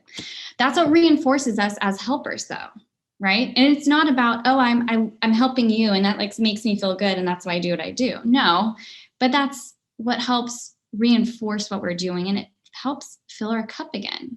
Because if we were constantly giving and constantly helping and nothing was helping us regulate outside of ourselves, we would continuously have empty cups, right? That's why our brain and our body come in and they help us out and they say, man, you're good at this. And here's this connection, this human connection. So kind of relaying back to empowering relationships, this is why that's so important to have those relationships that Yamuna talked about today. The limitations with empty cup, obviously, we have these fatigue and languishing that can happen. And that's because we have broken records, okay? In the most simplest terms, broken records. The news is a broken record. The social media is a broken record. The world is a broken record, okay? I'm not saying that that doesn't mean that there are important things in there. So please don't hear that. But it gets tiring of hearing about the same thing over and over, especially when that same thing over and over sucks. Okay, so just a little check-in with everybody on that. And when you're dealing with patients and clients that come in, usually you have your expertise, right? You're there in the Child Advocacy Center. You're there in eating disorder clinic. You're there with your specialty in your niche, right? And normally, even though you're in your specialty, the narratives and the other things that fall in line with that person you're working with varies, right? So you're still stimulated. You're still like, oh, okay, well, we're talking about trauma today, but this is the way I'm talking about it with this person, and I'm helping them with this instead of this. Does that make sense? But now we have another background noise, right? With pandemic and now government stuff too, that continuously pop up, and those are causing conflict and frustration and turmoil in a lot of people, right? And when you have your own passions and your own thoughts about a lot of these things, it also doesn't help for you to have to continuously mute yourself when you're in a clinical setting, right? I'm not saying that you shouldn't, right? Because we need to. We're not there for us, we're there for other people. But that's just an emphasis again on when you think about that, the first couple of slides I shared, when you're already that clinician self-regulating in a session and shoving. And now we have things that continuously are happening with our world and in our nation, and you're continuously shoving, and you haven't dealt, right? It's a recipe for disaster. You're constantly draining your cup. So every time you shove down, you're pushing things out of a leaking hole, okay? So think about it like that. You're not getting rid of what you need to, you're draining yourself. And we don't want that. I don't want that for any of you, right? Again, I said this before, you do a very important job. We need you and we need you well, okay? You need yourself well. So just because you think you can carry what's heavy, and maybe you can for a little bit, doesn't mean that you need to. And it doesn't mean that you can forever, right? So it's that shoving mentality again. We've got to recognize when we're doing the shoving and when we can let go of it. Because it's not creating that gratification. That's the part of compassion when you're sharing and helping somebody else and you're getting that recognition, even nonverbal, like just the receiving end of it from somebody else. It gets that instant gratification. It's like going to mow a lawn for my husband. Like he gets so excited after he mows the lawn. And I'm like, whatever, dude. But I get it because it's a parallel for me in the clinical world, right? I got to help somebody make a small goal or a step towards a goal. And that's really cool. So we have to fill up our cup in and out, okay? All right, filling your cup too. So we talked about things that are womp, right? So now we're making this transition. We're coming back to focusing on what we can do to fill, and we won't talk about anything depressing anymore, okay? Because again, this is filling your cup. This is about you, and this time is for you. And I don't want to keep talking about things that are not so fun, right? But we do need to address what needs to happen, right? Okay, so if you paid attention to the first slide and the invitation and everything that came with this great event, mindfulness, yes, mindfulness is the key here. So mindfulness is building awareness around your experience, your feeling, your thinking, your body, to be able to see what's helpful and what's needed, okay? So building awareness around your experience, right? Looking inward, okay? Connecting your body and mind, right? They are together. We like to think that they're separate sometimes, and they're not. We're not superhuman, okay? The hallmarks of mindfulness, I know that everyone here knows these, and so, shout them out to the rooftop if you want to, but being intentional, being present, and being non-judgmental, right? Those are those three really big things. I don't know if someone was asking a question. Okay. So with that being said, I want you to be able to be intentional, being present, and be non-judgmental as we talk about things going forward.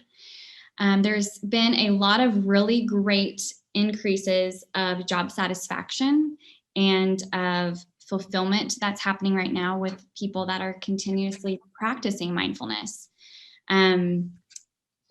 There was a lot of complaints, though, across the board of, oh, well, I don't have 20 minutes to do a meditation right now. I can't fit that in my day. And so I'm breaking it down to the simple practices of mindfulness that you can literally do anywhere, anytime, so that you can leave excuses at the door, right? As you would tell your students, you would tell your kids, you would tell your patients and clients, not in for the excuses, right? You can make time for this, right? But these simple practices are going to build up over time. And then we'll talk about 4 things that you can do anywhere that, again, you can leave excuses at the door as to why you feel like you can't incorporate mindfulness. Mindfulness is, again, connecting that mind and body, which is so important. And as Kabat-Zinn, who is a very great researcher and life studier of mindfulness, he also has been really in tune with Buddhism, because that's a lot of where mindfulness practices come from. He found that the Sanskrit word for mindfulness is synonymous with heartfulness. And I love that because it just reemphasizes that you can't be mindful if you're not in tune with yourself and you don't show yourself compassion. Okay. And that's what this is too. Filling up your cup, showing yourself some love, right? So there's a couple phrases I have in here. I had a whole lot, but I narrowed it down to 2 that I liked the best. You're welcome. Okay. I could have talked about this all day. But I want you to read them out loud. Okay. I want you to read them out loud and just see how it sits with you. I'll read it first and give you guys a space to be able to do that. So I need balance in the shared space of being a healer and needing healing.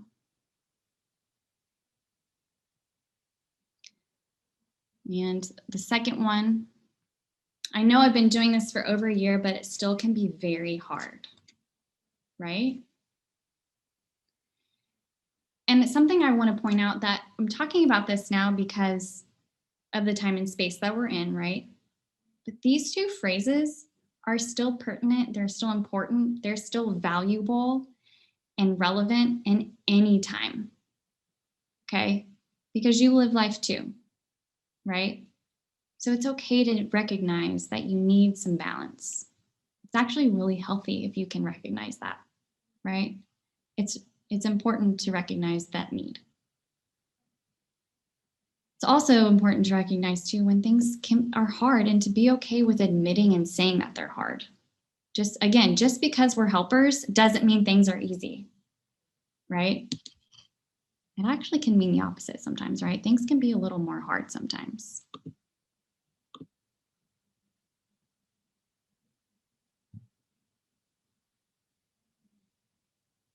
Being a caretaker and needing care. I love that substitute. I need balance. So then I would need balance in the shared space of being a caretaker and needing care. Even in an everyday life, right? Outside of being a clinician, right? As a parent, that's huge.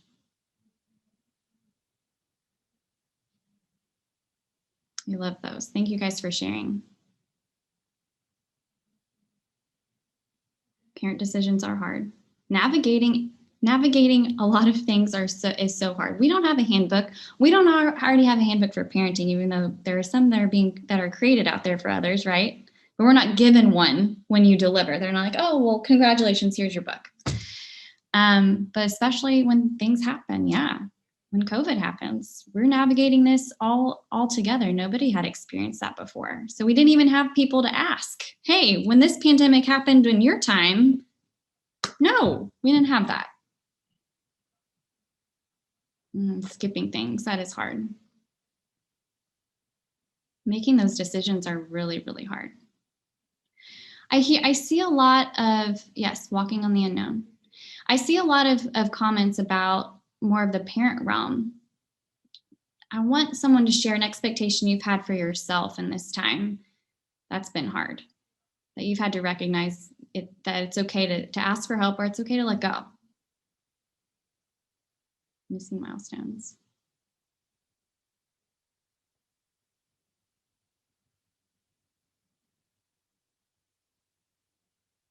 I'll share one. Let's see.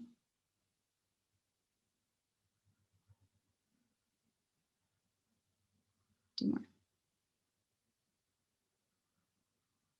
So I'm reading these. I love them. If you're not reading in the chats, you need to. There's some really amazing things being said. Not seeing your parents. That was one for me. That was one for me.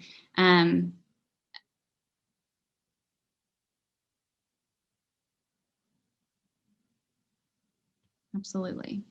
Yeah, high expectations of, I think at some points too during this time, a high expectation is that you can just have a normal life, right? You can just carry on as you normally would.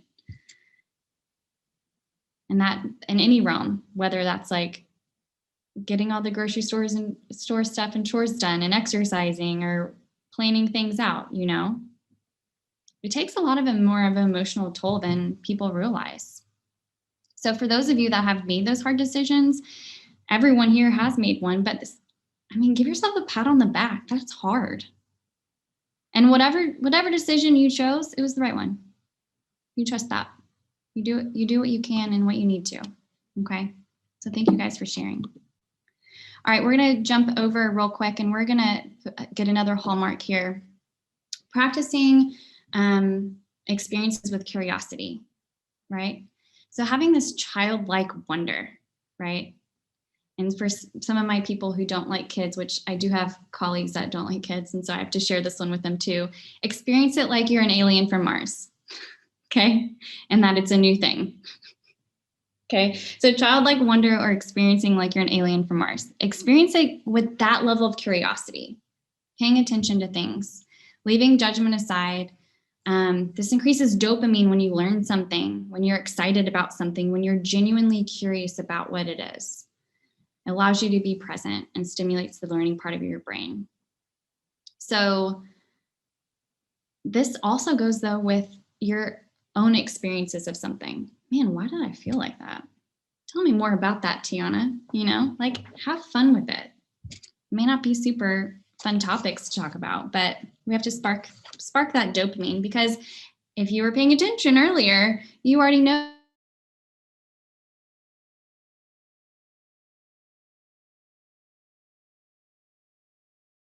that. So if we can get some dopamine, that would be great.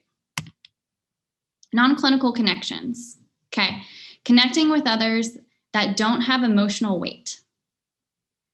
This one is really hard for some people, because when I say this, you might be thinking of people that are your family, are your best friends, that want to connect with you. And you're like, man, that is not what I need right now. And that's okay. This is the boundary setting that I was hinting at earlier.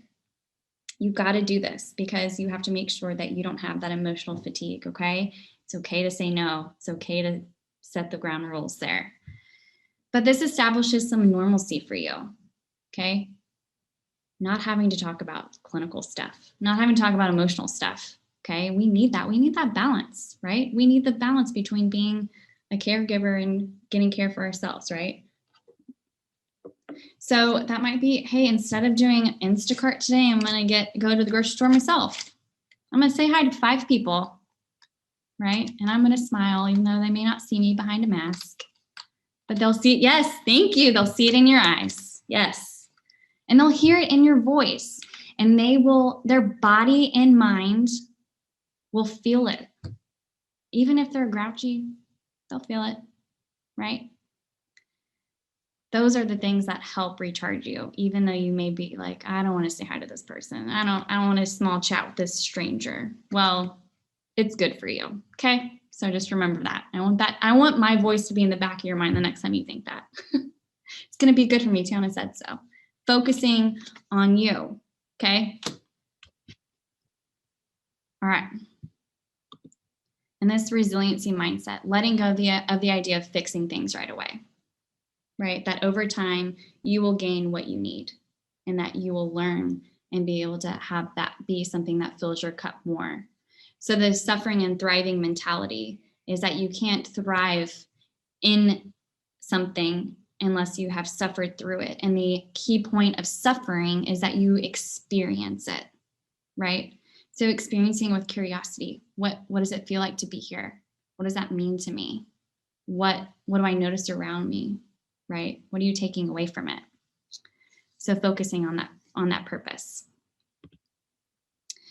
What helps mindfulness be successful? Intentions, plans, practice, and routine. So you have to have the intention, right? When I practice mindfulness in a group of people and people aren't sitting there intentionally participating and they're more worried about everyone else, right? Kind of goes with some of that judgment and effort. It's not as successful as I'd like it to be, right? You have to have the intention behind it. And you have to plan it out. If you don't plan for it, you plan for failure. Okay? If you don't plan for it, you plan for failure. So we don't want you to fail, right? We want you to be able to thrive, okay? And to practice it, meaning you literally go through with your plan. You don't allow excuses to creep in. You don't allow the I'm too tired to do this to creep in, okay? And making it a routine. And that all makes it a habit, right? We know that. Practicing it, making it a part of your everyday makes it a habit, and it makes that those brain changes that we want and increases those neural networks that we want to stop all these negative thoughts coming in, right?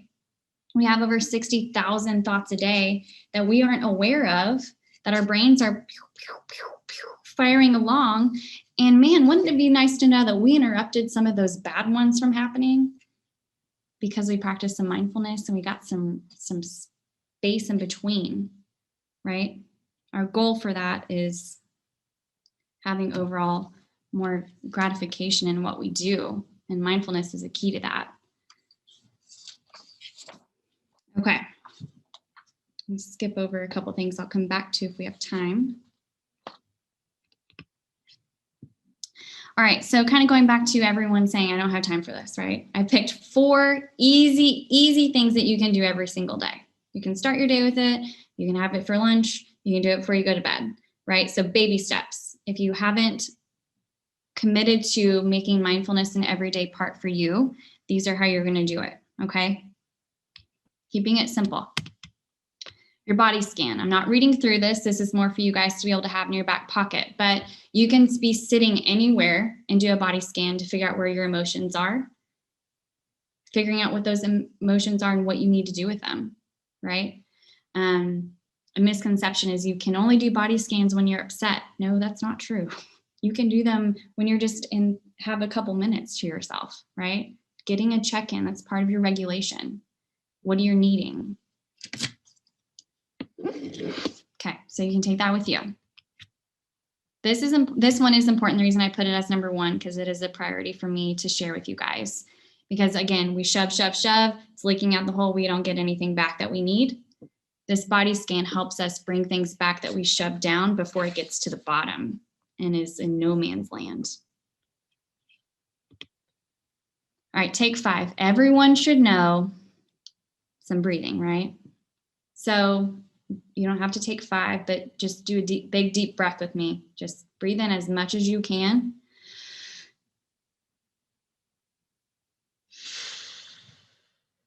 If you heard my breath coming out, I released it a little too aggressively, okay? And the point is to really hold it and try to have controlled exits. But the belly breathing, we breathe through our belly because it literally interrupts our automatic negative thoughts. It starts a relaxation response from our vagus nerve, and it allows our brain to have a break, okay? This is one that's really big on anyone who works in a hospital setting. That may not have like a direct office to be able to go have some headspace in, because you can do this anywhere, okay? So, and there's any combination that you like to do for breaths, but you can take 5 breaths multiple times a day to just have that pause and break for your brain, okay? So we want to be able to do that. All right, hand hygiene moments. I love this one because everyone washes their hands, and especially now people are way more focused on it, which I appreciate anyways. But while you're washing your hands, you're doing a sensory activity, right? They say you need to wash your hands for, happy birthday anyway, a couple times. Well, why not make that a mindfulness exercise so that, again, you are stopping the chaos in your mind and the emotional overload from your day to day, and you're allowing yourself a break, right?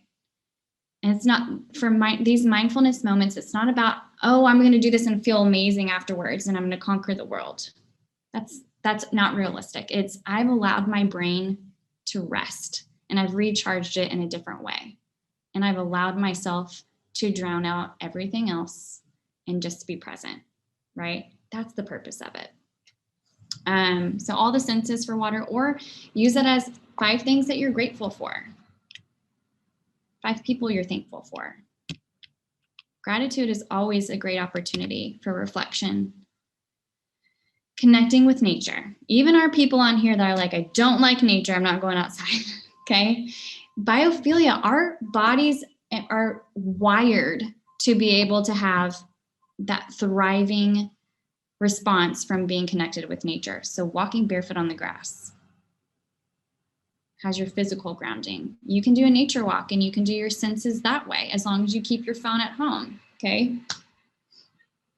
That's something you can do too. And if you don't, if you're at work and you need this, and you can't go outside, look out a window or look at a picture.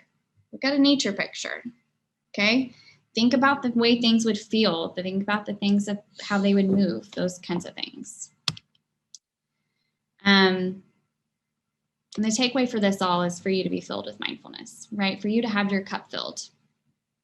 That you have increase in self-esteem and confidence, resiliency, satisfaction, gratification, motivation. Aren't those amazing things, right? I want everyone to be excited about going to work every day. I want everyone to be excited about something in their day, no matter what it is. Work-related and not work-related. Get your coffee, plan your beach trip, get your beach little scenescape on there, whatever it is you want to do, right? But finding times and finding practices that are going to continue to fill your cup. I know this is my last point. I'll make it quick because it wraps everything around with this short study. There were a bunch of maids in a hotel that were in this study, the chambermaid study.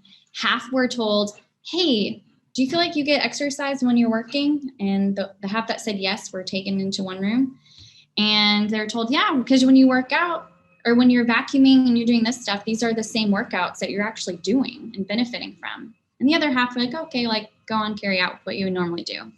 Well, in a month's time, they came back, and the ones that had the intention that I am getting exercise and this is good for me, and I'm actually having a win-win in this work situation, they lost weight, they had a decrease in blood pressure, a decrease in waist to hip ratio, and a decrease in BMI, all because their intention was there, their mindset was there. And that was met. They were seeing and feeling those differences. And with that gratification, they continued to fill their cup, right? And the extent of everything that came from that was everything that's listed on this slide. Self-esteem and confidence, resiliency, job satisfaction, gratification, motivation to even do more and above what they normally were asked for at work without any raises. And that's the beauty of the mind. So inputting mindfulness in order to help you from that burnout and from fatigue is something that you deserve and that you need. So I hope that you can at least take one thing from today and start today to apply it. And remember to take this around with you, okay? You have to be able to time out and to be able to take time for you and focus on you. All right? Thank you. Thank you so much, Tiana, for that. And I've got my sticky notes, so I'm going to carry that with me as well. Up next, we have Michelle Smith with us to talk about empowering parents. Michelle is a wife, mother of 7, and an active volunteer. She has run an in-home daycare for 15 years, volunteers with her HOA, church, and PTA. All 3 of her local PTAs have designated as a National PTA Schools of Excellence. Northwest High School PTSA was just awarded the Texas State PTA Child Advocate of the Year Award. Michelle was appointed as a National PTA Fellow for Mental Health to support families, schools, and communities. Michelle is passionate about helping others navigate the waters of secondary life issues, especially in the mental health sector. Her degree is in International Political Economy from the University of Washington, and Michelle joins us today as a parent expert. So please welcome our fellow Watch member, Michelle Smith. Give her a round of applause. Huge thank you, Michelle, for sharing your story of your family's lives with us. I appreciate that vulnerability and the passion. Just educate us and help us understand the journey that you guys have went through. So just thank you. And you can see in the chat, there's lots of thank yous that are happening. So hopefully you'll take time to kind of look at that and know what an impact you made on us. So we would like to round out today's workshop with a panel discussion. We have some questions prepared to start it off, but this is really a time for you, the audience, to be a part of this community conversation. Does anyone have any questions they wrote down while our speakers were presenting that they would like to ask now. You can either unmute yourself or you can put it into the chat and we'll kind of monitor that.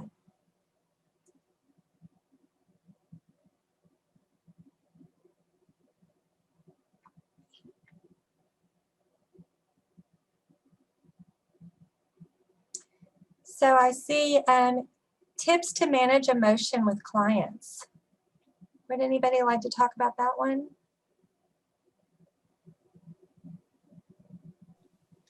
I'd love to help. A little more clarification, Cassie. Tips for managing your emotions with clients or their emotions?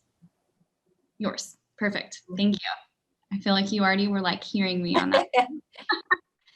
I mean, I'll take from my perspective. I know that we have a lot of great people that can give input too, but really when it has to do with anything, if you are feeling any pulls on you whenever you're a client, and I mean, there have many times recently where I've just wanted to sit there and cry with my clients, right? Because of the things going on. And even when Michelle, I mean, sharing your story, just, it pulls on my heartstrings. But checking in with you and making sure, okay, like, is this something that's helpful to share? Because it's okay too to be vulnerable with your client if they're sharing something that you identify with, or that might be nice for them to know that when they're sharing with you, it makes a difference too. So one, if it is a thing, man, I'm sorry, or man, that help, I'm whatever it is with that. If it's not something, and say it's on the other end of things where you have a big emotion that isn't going to be helpful for your client, it's okay to take a step out if you need to too. Like, hold that thought, I'll be right back. Okay. You can have them explore and do some journaling. And if you can't manage your emotions right then and there, and it's, again, if it's not an appropriate situation and you need a second, it is okay to excuse yourself. It's okay to redirect and be able to have them do a journal entry, or for you to just look down at a piece of paper too, and use that as a little bit of a guard. Okay. Obviously we don't want that there the whole time, but if you need to collect yourself and that's a way to distract and you're looking at a piece of paper or you're writing something down, then that's helpful too. That's such a broad question. I know you did narrow it down with managing your emotions, but context, situation, what kind of emotion it is, all are very important things. So that's more of a general answer. If you have specifics, I'm happy to go that route too. But I think sometimes as clinicians too, we forget it's okay for us to take a break and take a pause.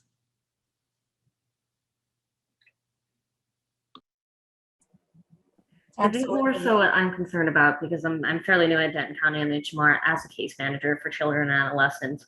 I'm just concerned about figuring out a way to do a poker face really well, because I'm the kind of person where if I hear something distressing, you'll probably see it on my face.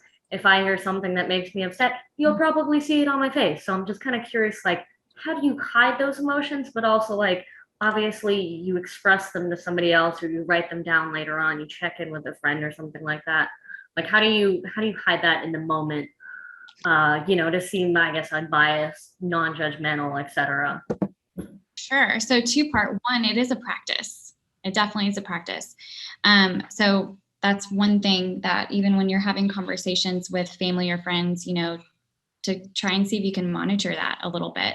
But in your example that you shared, I feel like those spaces are very appropriate, that if you're alarmed or concerned about a situation or something's disheartening, to say like, man, I am sorry that's going on, or that must be super uncomfortable, and being able to share that, if it's not disruptive, again, the examples you shared, I felt like those situations would be very appropriate, unless it's something where they're sharing something about a parent and it is very shocking and you are very concerned about safety, but you don't want them to know, that that's being explored. Then again, that being able to take a break at that time, I think, is very appropriate, but it is a skill to practice. And like I said in my presentation, I actually had to replay videos of myself and do mirrors right next to me so that I knew what my face was saying to other people.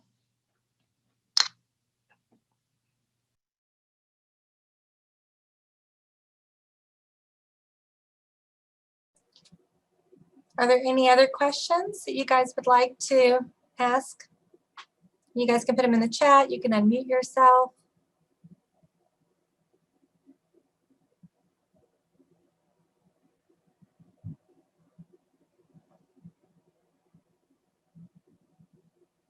So we do have some questions that were asked before the presentation. So one of the questions that was asked is that when kids are feeling particularly isolated, what strategies can they use to feel more connected to the people around them? So I guess I'm hearing that as like, what can the adults do to like help guide them? It sounds like maybe what kind of strategies or tips, or maybe what even the words that they can say to help them have more of a connection. Okay. Just off the top of my head, I'm just thinking of a few that I used actually as a parent. So this was like way before I was in the field of working with children or parents through parent education. But I learned something through conscious discipline. I'm pretty sure that's what it was. And it was like the star, right? And so I was like learning shapes with the kids when they were little. And I actually like started writing a star on my hand as like a new mom. Like when I went from 1 to 2 children, it was a very big change. 2 to 3 was a breeze. I don't know, probably temperament, but 3 to 4 was like, whoa, probably temperament again. But I wrote this, I drew the star on my hand with like a marker, and I had the kids do it too, or we had like stickers, and I taught them to stop. I think it was stop, take a deep breath, and relax. And so I was like, stop, take a deep breath, and then we would, and we would do that a few times. And they were very young again. But by me doing that, it felt silly, but I didn't care, because truly I needed to check my emotions, because I feel like the kids were definitely feeding off of that at the same time. So helping kids to like regulate, modeling different things that can work. With TBRI, there's a super great, blowing in your soup. I learned that kids sometimes don't really like soup, so I change it to mac and cheese, make it whatever you like. It was like, smell the mac and cheese or smell the soup. So like, breathe in and now blow on it, make it cool. And then you're ready to eat it. And that was kind of a really fun thing too. That was with littles. With older kids, I think there's some different things with regulation that can be done. Fidgets are huge. They have been a lifesaver for me personally as an adult, but also for my youngest, who has it like on her at all times, and she moves like a monkey and has to hang and be on the floor and be all around. I think I saw her school counselor somewhere here from elementary. I'm sure he understands. But literally just like, allowing a child to like express themselves in that way and regulate themselves without casting judgment on them, without saying like, stop moving, stop fidgeting, like the adult can do a whole lot to support a child through their own like self-regulation, the different things they're doing, and then also picking up on their cues.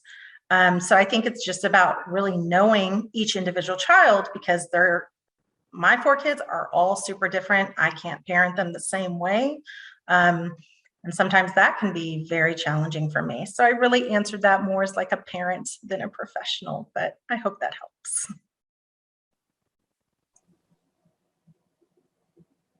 Anyone else on the panel have any thoughts on that question about strategies to get kids more connected?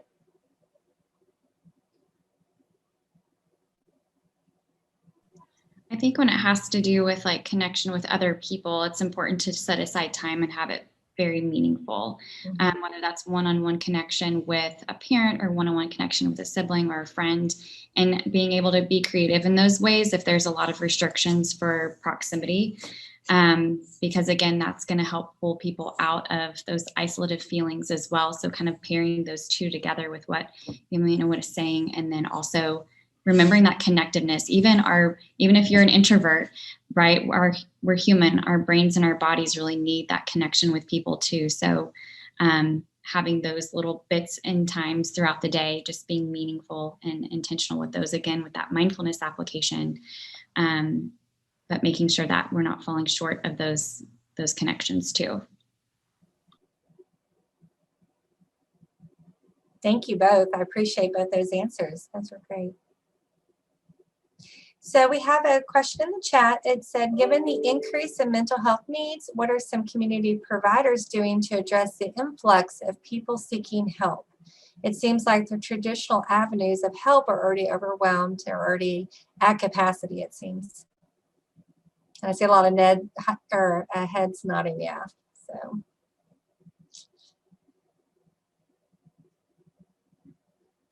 What I've just seen for mental health professionals right now is a lot of online capabilities for telehealth and switching to those avenues, just because it allows them to see more people in a day.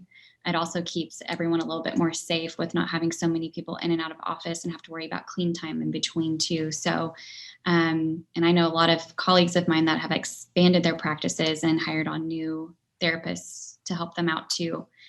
So they're definitely doing what they can. I also have been reached out to a lot to help with referrals, creating good lists of people that are accepting other clients so that they can help have an answer for someone if they don't have capacity to see somebody else. I know there's a lot of ideas for trainings, but not a whole lot that are available for parents right now as far as like easy access for specific needs. But I do know that everyone is trying to find their best to get office hours or to get better referrals for people and get answers.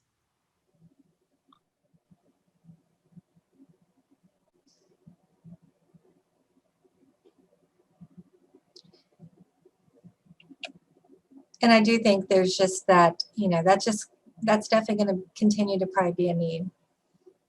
Just like Michelle was speaking about trying to get access for her own family, that's just a challenge. I can say, as kind of just being an advocate for mental health too, to never be afraid to ask, can you put me on a wait list? Because a lot of people are shying away from even that discussion because they don't want to continuously disappoint people when they call and ask for, hey, how close am I to getting a call? It's you don't like to be able to say that as a provider, like, I don't know, we still don't have room for you. So a lot of people are discouraging a wait list, and it's okay to be on, 3 wait lists and then call those providers when you've been called up to bat, right? So that's something too. I know I don't love the telehealth aspect either for a lot of kids, just because we crave that physical connection to Michelle. It is difficult at this time to find a lot of in-person, but yeah, there are some limitations with that. I get that too. So another question that was asked is that how can kids learn to advocate for themselves? Any strategies you guys can give on that? I think giving them voice, like letting them know that they can speak up, but like really meaning it and demonstrating that when they do speak up. So whether that's in the home or the school, like when they say something, to not cast judgment, but also like really hear them, like be at their level.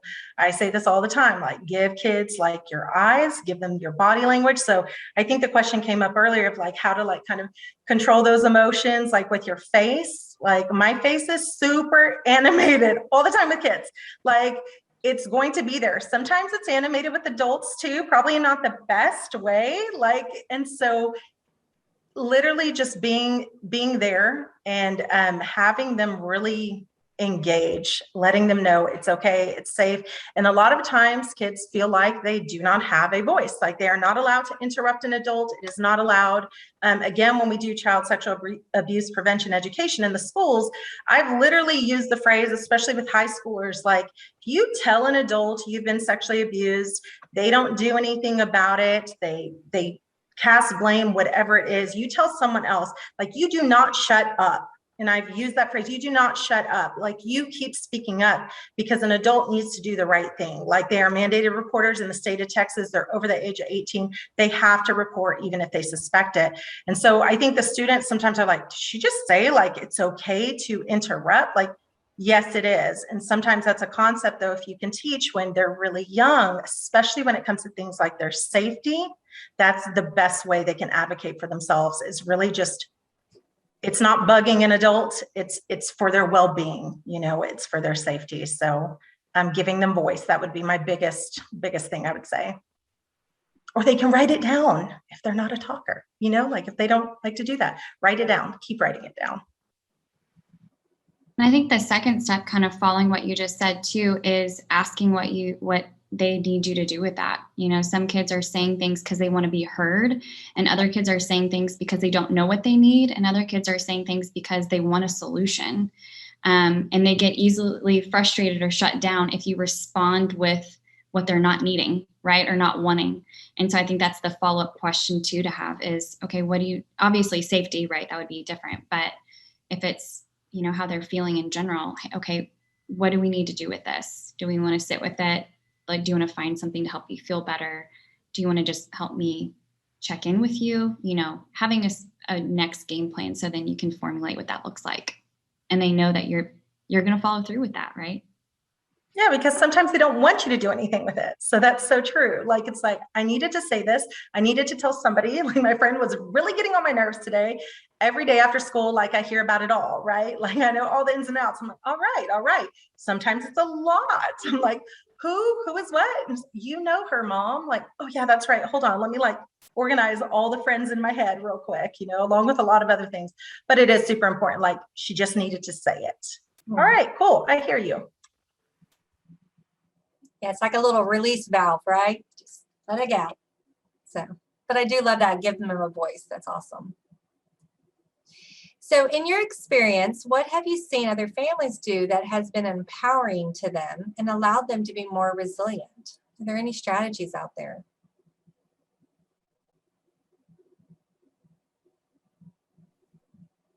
I'm talking a lot, but You can keep talking. okay. So we do Be Strong Families parent cafes, and I know MHMR is on here. I see Dr. Max, awesome. But literally, we get all these stories, right, of different things families do that really connect them. It works on all of those protective factors.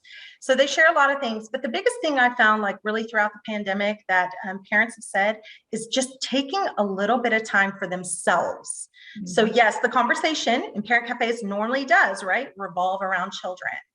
But when they talk about, and I love that you did that, Tiana, like about you, this is about you. And so when parents focus on them and build themselves up, it really does trickle down. Like it goes with a couple of those quotes that we use, but that's been a huge thing. So they take a walk, they get their nails done, they get a massage, or just something so small that maybe they weren't doing before pre-pandemic, but now they're doing, and it makes them feel really good about themselves. And to me, that's a huge, like, empowering, like, if you can have that relationship with yourself, certainly you can give to others, and it doesn't feel so draining, especially if you're in a single parent household and you don't maybe have family close by, or you don't have a lot of those supports, those resources. Just having that good relationship with you and doing things for you can really make you feel full. That heartfulness, I'm going to use that over and over. I love that. That's awesome. Okay, another question that was asked. How can school staff best support the recovery process for families? And what can be established during the school day for students? Is there anything on the school side you would recommend for us to be doing? There have been a lot of different things that have been put out there with just starting your day right and having breaks, right? So some teachers have already been practicing this with putting a positive quote on the board, or playing something that's going to be more of like a classical tune, something that's relaxing for everyone to just start their day off and get acclimated to the classroom or to each class too.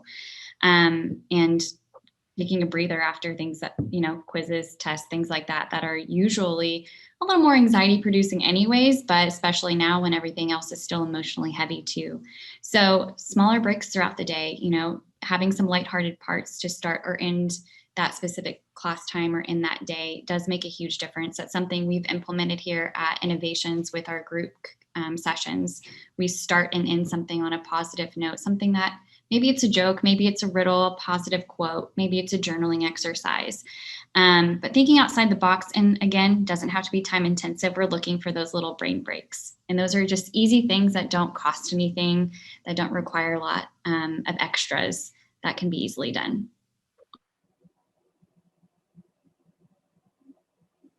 Yeah, I think those brain breaks are definitely essential. Just kind of a moment, right? So another question was, what are some ways or interventions to help students with the loss of socialization as a whole? So something we could do maybe to address all students in the building to help with that loss of socialization and bring that connectedness back.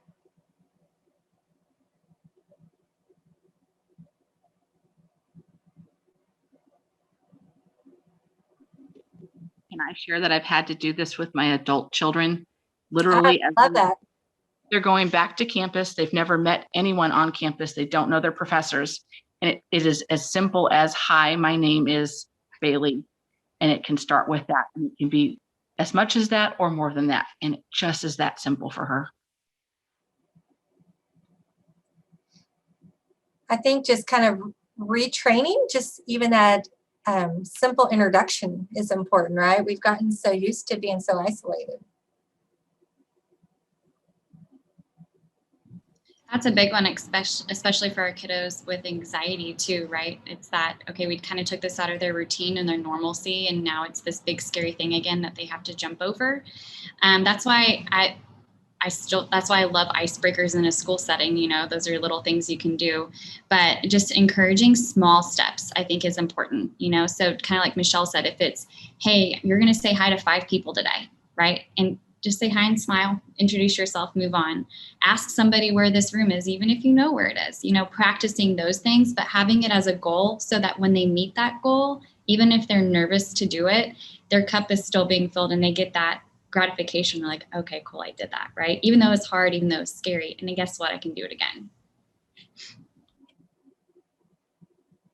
Absolutely. It's kind of like with such an anxiety buildup, it's that gradual re-exposure, right? Just a little bit of baby steps in there. And I know people are putting some strategies in the chat box as well, which is amazing. So, you know, just taking time to build relationships in the classroom through circle time, social skills. A lot of school districts are focusing on social emotional development, including assessments and having checking in with feelings. And then also just even through social media platforms, way of connecting that way, of getting to know each other, especially when some of the colleges have been connected learning for so long and are just now integrating back in. And also that validation, right? That validation that these feelings that we're all experiencing that might be hard feelings are normal feelings, right? We're not in this, you know, by ourselves. And then obviously small group projects to help in the classroom setting. So again, kind of those baby steps of integrating back into a larger communal kind of activities. So we have another question. What is our community doing for parents who have fewer resources for and access to self-care? And Maxine, what community are you? Are you referring to Denton County? Yes, okay.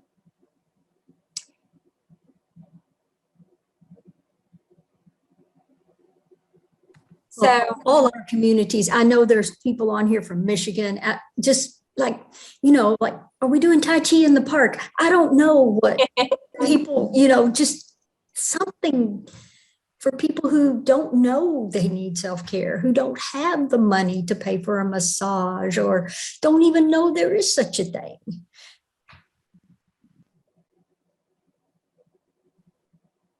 I would go to Tai Chi in the park with you if you start it. We can socially distance.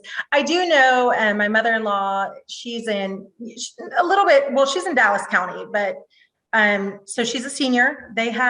She has a huge community support. Like she's at the senior center, she's at yoga, but it was all done. Like she did this all throughout the pandemic. She would walk with a neighbor, but they would walk 6 feet apart. So I'm thinking of like a different age group here, but I was really impressed with that. She had just recently retired and it was like COVID, like it's there.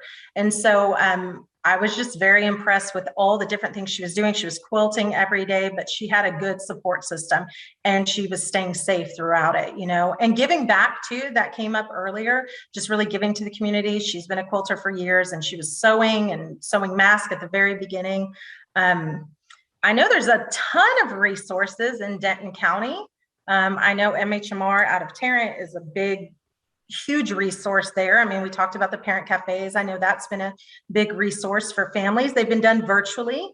You know, our agency is still doing them virtually. We just started back. And so there's a lot of great resources as far as like that parental support, along with other resources in the community. I mean, I see something that comes across my email all the time for food banks, so many food resources, back to school resources. So those are kind of more the ones I'm thinking of, and they all tend to be free, which is a huge support for families. Sometimes transportation can be that issue, but I know there's some supports in place for that too. It's like, where do we start? I think everyone on this call could really, if you type them in the chat, like we can all learn from each other, because I'm always into that, just learning. Yes, please put any resources into the chat so that way we can all kind of brainstorm together what's out there for us as a community. So I know, Michelle mentioned some community grants that her family had done. So there's certainly that. I do think volunteering and doing community is so good for the heart, especially when you're struggling. So I definitely think that that's always a good avenue to take. And some of those you can certainly do in your own home if you're certainly wanting to be a little bit more isolated and safe as the spread of the pandemic is continuing, or the COVID is continuing. I know YMCA is doing things for members. There's self-care talks at the PTA meetings. I know that sometimes the PTAs are doing a lot in terms of parent and just trying to support them. They mentioned that there's meetup.com is another social media platform. There's also community Facebook groups. So yeah, I mean, there's definitely a few things out there that are certainly being put into the chat. I do think, sometimes you have to do a little digging to find it. Certainly reaching out to either your campuses, your PTA, colleges. I know they've got some things going on as well. And seeing what resources are out there is really important. Outside the box too, a lot of city websites you can look at their calendar, and they'll have like when there's like a farmer's market, and usually there's also something else really fun related with that, like an outdoor yoga or something like that. That's kind of nice to be able to opt in on, and it'll tell you like what to bring or in what time, and just getting out and doing something different. So always looking at your city websites, they have some really great information on there. And as far as mental health, because I know Sylvia, you had mentioned something too for that, resources and seeking help too, important to get your checkups. So I'm just going to plug that out there too, because doctors' offices are a great resource too for what's local in your community as well.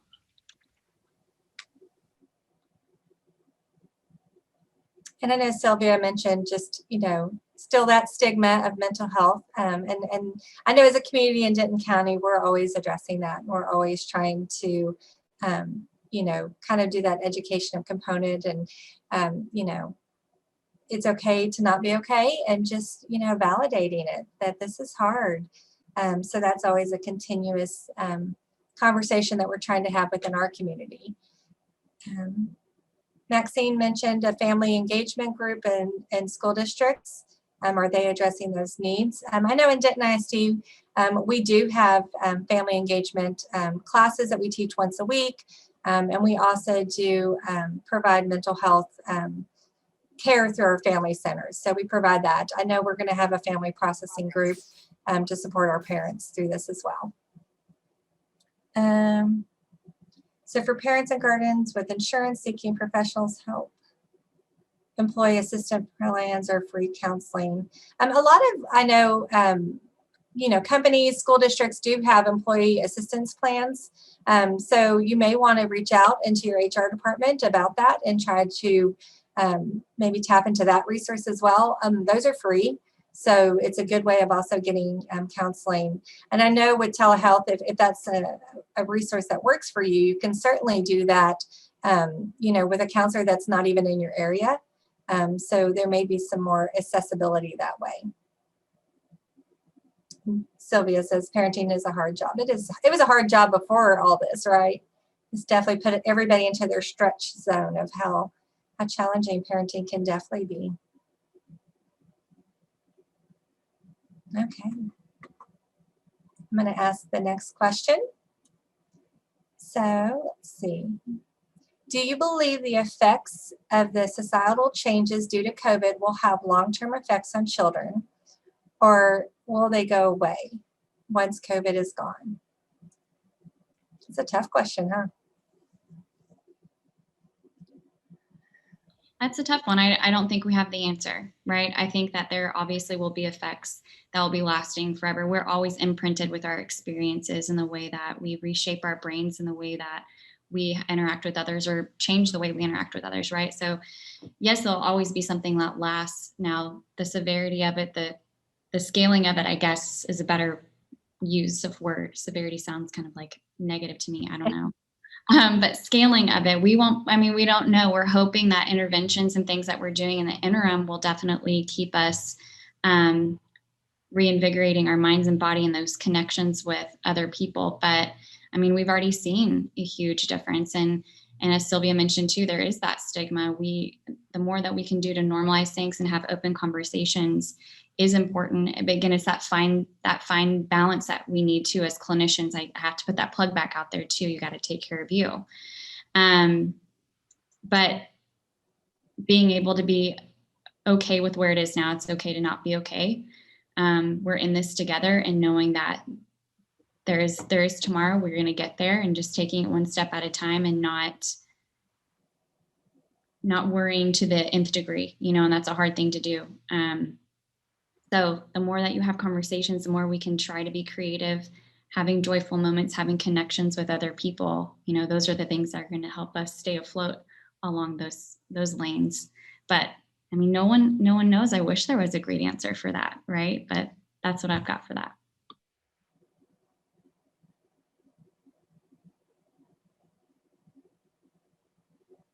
And I know a couple people put in the chat about absolutely right. Our bodies keep scores.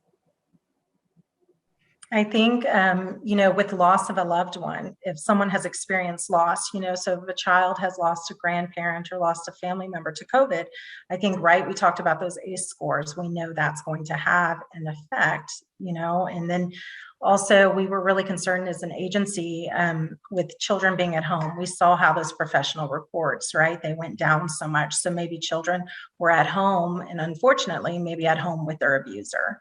And so when we talked about those repeated doses, doses of ACEs, if it was sexual abuse or that physical abuse, that spike, and they endured that for that amount of time before, going back into the school, or before that professional reporter could make that report because that child felt safe to disclose. I think, yes, when that question was asked, I was like, yup, yeah, I think for sure. I think those protective factors, though, having those relationships, yes, it is resilience, but at what cost, there's the real human side of it all. So I think definitely, and hopefully we're all here to see what that outcome is, because that physical safety of just being alive is important. And so I think there's some real anxiety about that with kids of I don't want to die, the youngest ones, especially. They know I'm not old enough to be vaccinated. All of my siblings are. I'm in that same boat with one that's not old enough to be vaccinated. She's like, can I just have my 12th birthday? Can I just have my 12th birthday? And so that is really, I think, a really heavy weight for a child to carry and have to carry and be worried literally that they might die if they get COVID. I just think that hurts me to know that children have this thought. And I don't have the news on. I don't actually have the news. I don't have to, it's not exposed in that way, but they see this and they hear this and they know it's not a secret to them. They know teachers that have had COVID. They know people that have lost their lives. And so it has a real impact, I think, on their emotional well-being.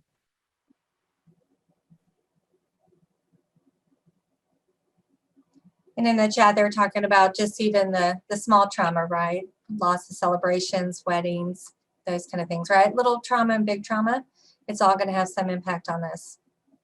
So those are definitely important. Any scale trauma is, and that's why it doesn't make things better. It doesn't replace those things, but creating different things at home, creating different things as a placeholder for those. I mean, I still think it's important. I've had a lot of families that just shut down. They're like, well, we just can't do this birthday. We just can't do this graduation. Michelle had a great example of how they celebrated too. Is that the most ideal situation to celebrate, big life or celebrate whatever it is? Well, no, right? But we have to find that joy in it. We have to be able to model that too, so that the takeaway isn't always that, man, I missed out on that. Because while that's true, I'm not negating that by anything, we want to be able to help provide other things that can spark some joy too. Absolutely. Yeah. So one of the things in the chat was actually talking about like seeing a lot more separation and anxiety. I know I've seen that with my fur friends, with my dogs. Man, you know, they get so excited when I come home because they all of a sudden I was home all the time. I mean, I've seen a lot of temperament changes with them through this.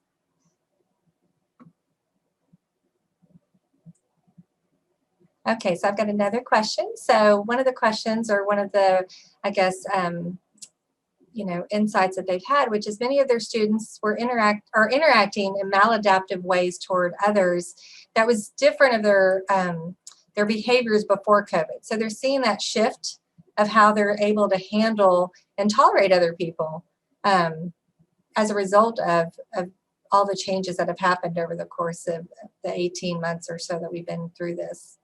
So any thoughts on that?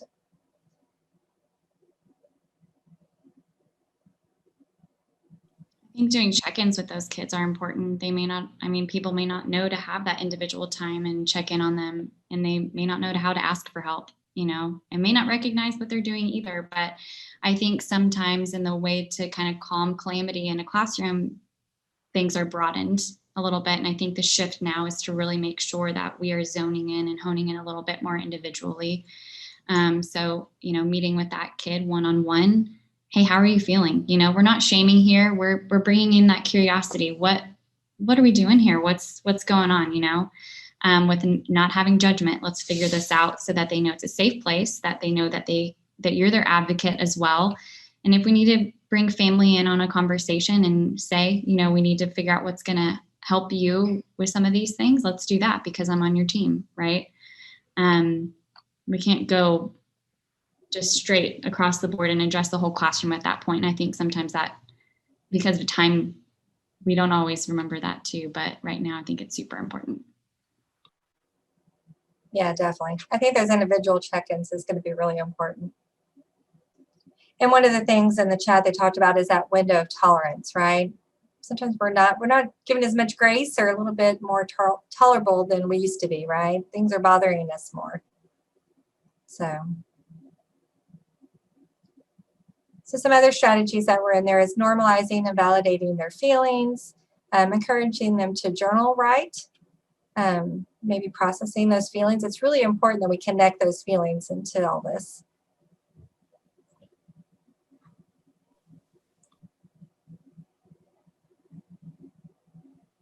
Okay, so another question that we have you had the opportunity to use relationship building when working with families dealing with traumatic experiences?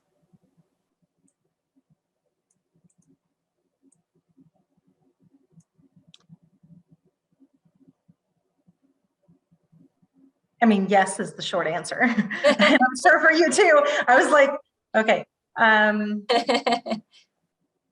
I mean, yes, professionally and personally. So is there like a little bit more? That's all they had on there. So I don't know if there's maybe even a strategy that you would recommend or any way that maybe you could say that would be a good way of approaching maybe a family that's been through a lot of trauma.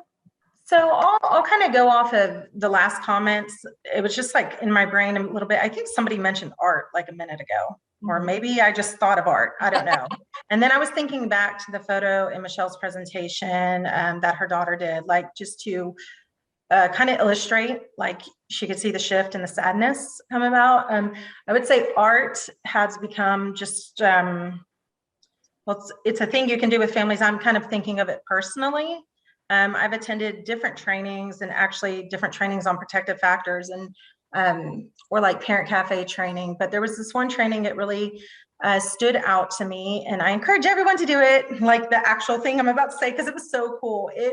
I was a little bit more emotional than I think I was prepared to be. It was basically, I guess in my mind, it's a little bit like a vision board, but it was like doing it electronically, like finding your support system. So what are your protective factors? You know, who are your social connections? So earlier in the chat, when I was like, who are your social connections? People said my sister, my mom, my grandma, my husband, just all these different people.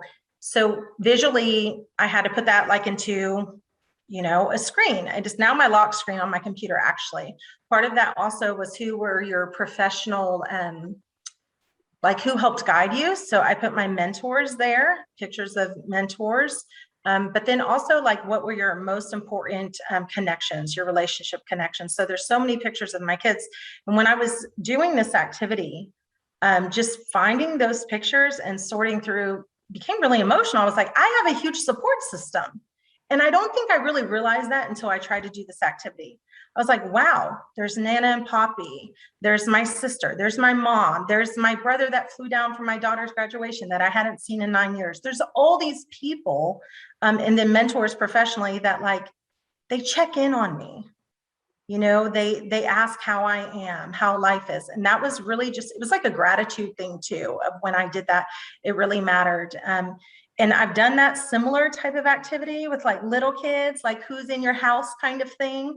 And seeing what they draw is always pretty fascinating. But for me personally, doing this other activity was really eye-opening. And I just did it a few weeks ago. And so it was like one of those moments where I stopped and I was thinking, and there was like mindfulness attached to it and heartfulness. And now it's my screensaver, because every day I want that reminder of I'm not alone. You know, I'm not alone in this work. I'm not alone in this world or in this pandemic. Like, we're all going through it. So that was helpful for me. Yeah, that's awesome. I love that. Something else too that as far as like not only relationship building, but repairing relationships, I think is important too, is kind of going back to the mental health stigma altogether, is being able to be vulnerable in front of each other. So the biggest tool that I've been able to use, especially with kids that have gone through trauma with their family units and their nuclear family, in a family session, for people to write down answers to prompts like, share with me the lowest point in this experience, share with me how you're feeling, share with me, you know, different prompts that I feel like are important for everyone to hear, and then reading those out loud and having them hear each other and know that they weren't the only ones experiencing different feelings and emotions in that, because they're able to connect on that level. There's not that assumption that, well, I overreacted, or I wasn't doing enough or feeling enough, or my dad didn't understand me, or whomever. You know, they hear something, they're like, wait, wow, what? Like, you felt that way too, or you're sad too, or you felt hopeless too. And so rebuilding those relationships based on honesty and vulnerability, because a lot of times as adults and parents, we don't model the best with sharing emotions because we're protecting our children, or we're not wanting to bring more negative in. So meeting them where they're at too and hearing them out, but letting them know that we experience real things too. Thank you, guys. So I know there's a few things in the chat box. So like family playtime can be helpful. They talked about, obviously talking about the thorns and the rose. So those can be really helpful. I know I used to do the highlight not so great moment of the day, just to get a pulse on my kids. And that was always fun. My son was very quick with his response, but I finally got him to make a complete sentence as he got older. So that was good. So we have one more question, and this kind of ends on a, kind of a hopeful note. So can you share a valuable resource or talk about a scenario that went better than you expected?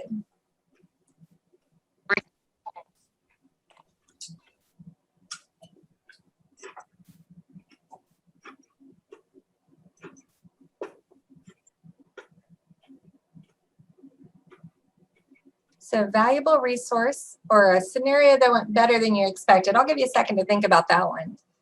And while our speakers are thinking of that, I do want to just mention, because it's been talked about quite a bit here, that the Watch Coalition also does host a Children's Feelings Are a Work of Art youth art contest. And so that contest, just as the name implies, is centered all around about children expressing themselves through artwork. And that contest typically takes place usually between January and March. And And then the coalition will host a art gallery. The last couple of years that was done virtually, but in years prior to COVID, we were able to do that in a face-to-face setting. And that's usually done in the month of May, which is Mental Health Awareness Month. So I just wanted to throw that resource out there. And if you're interested in learning more about that, you can go ahead and email me, elisa.quimby@cookchildrens.org, or you can also visit our website. We will update our website as we have flyers and things like that ready. And that is so beautiful. I still remember, I think it was probably the last one before they went virtual I attended. My daughter was like super anxious, didn't want to take a picture near her picture, but you know, we read her cues. That is a really beautiful thing where they get to just express themselves. Huh? What is bibliotherapy? Say it again.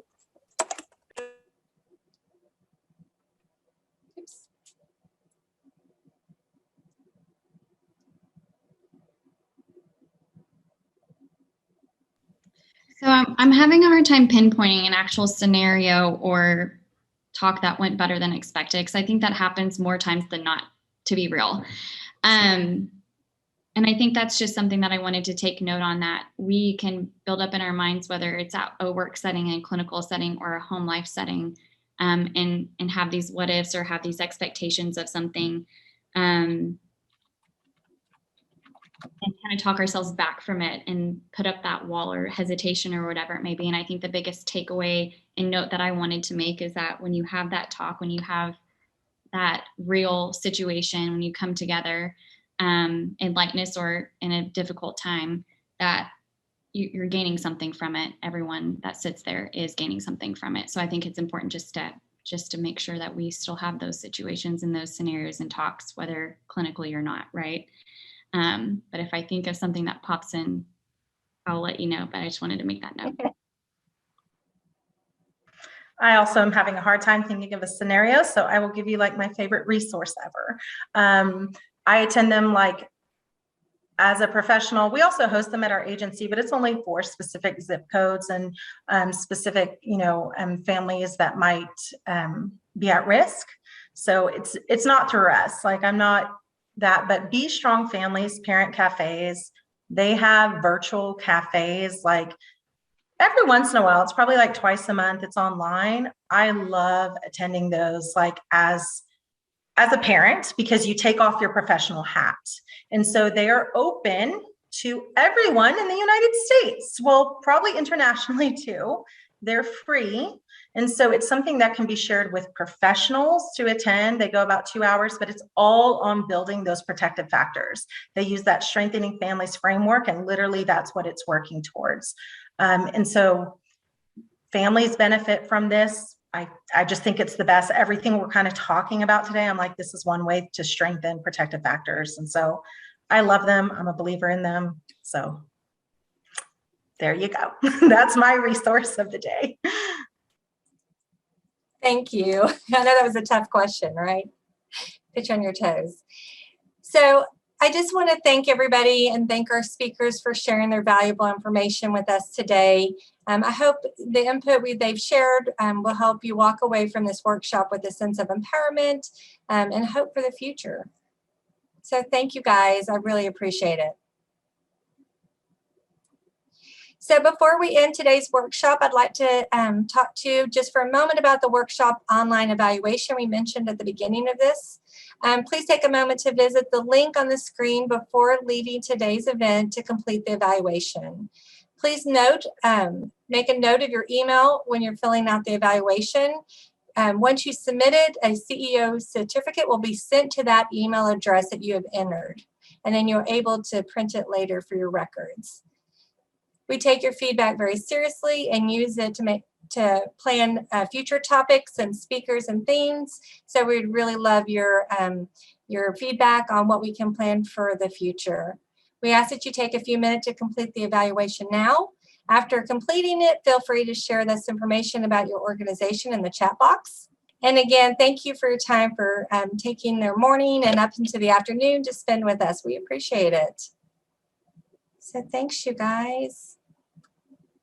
And happy Friday. Yes, thank you guys for filling out that evaluation. I also just want to echo what Rebecca said and thank our amazing speakers today for sharing those great presentations and your personal stories. And then also Rebecca for doing such a great job moderating that panel and leading us through today's event. So thank you. For those of you guys that are signing out, everybody enjoy your weekend and get some self-care, practice some of those strategies, get some walks in, some family time. Just be safe and enjoy yourself.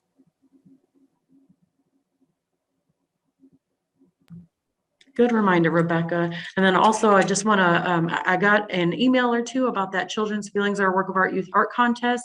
So I'm going to pop my email in the chat. And if you'd like, once our flyer is ready, I can go ahead and email you that flyer just to keep you updated. So like I said, I'm going to put my email in the chat box. If you're interested in learning more about the Children's Feelings Are a Work of Art Youth Art Contest, you can visit the link that Rebecca shared earlier, or you can email me.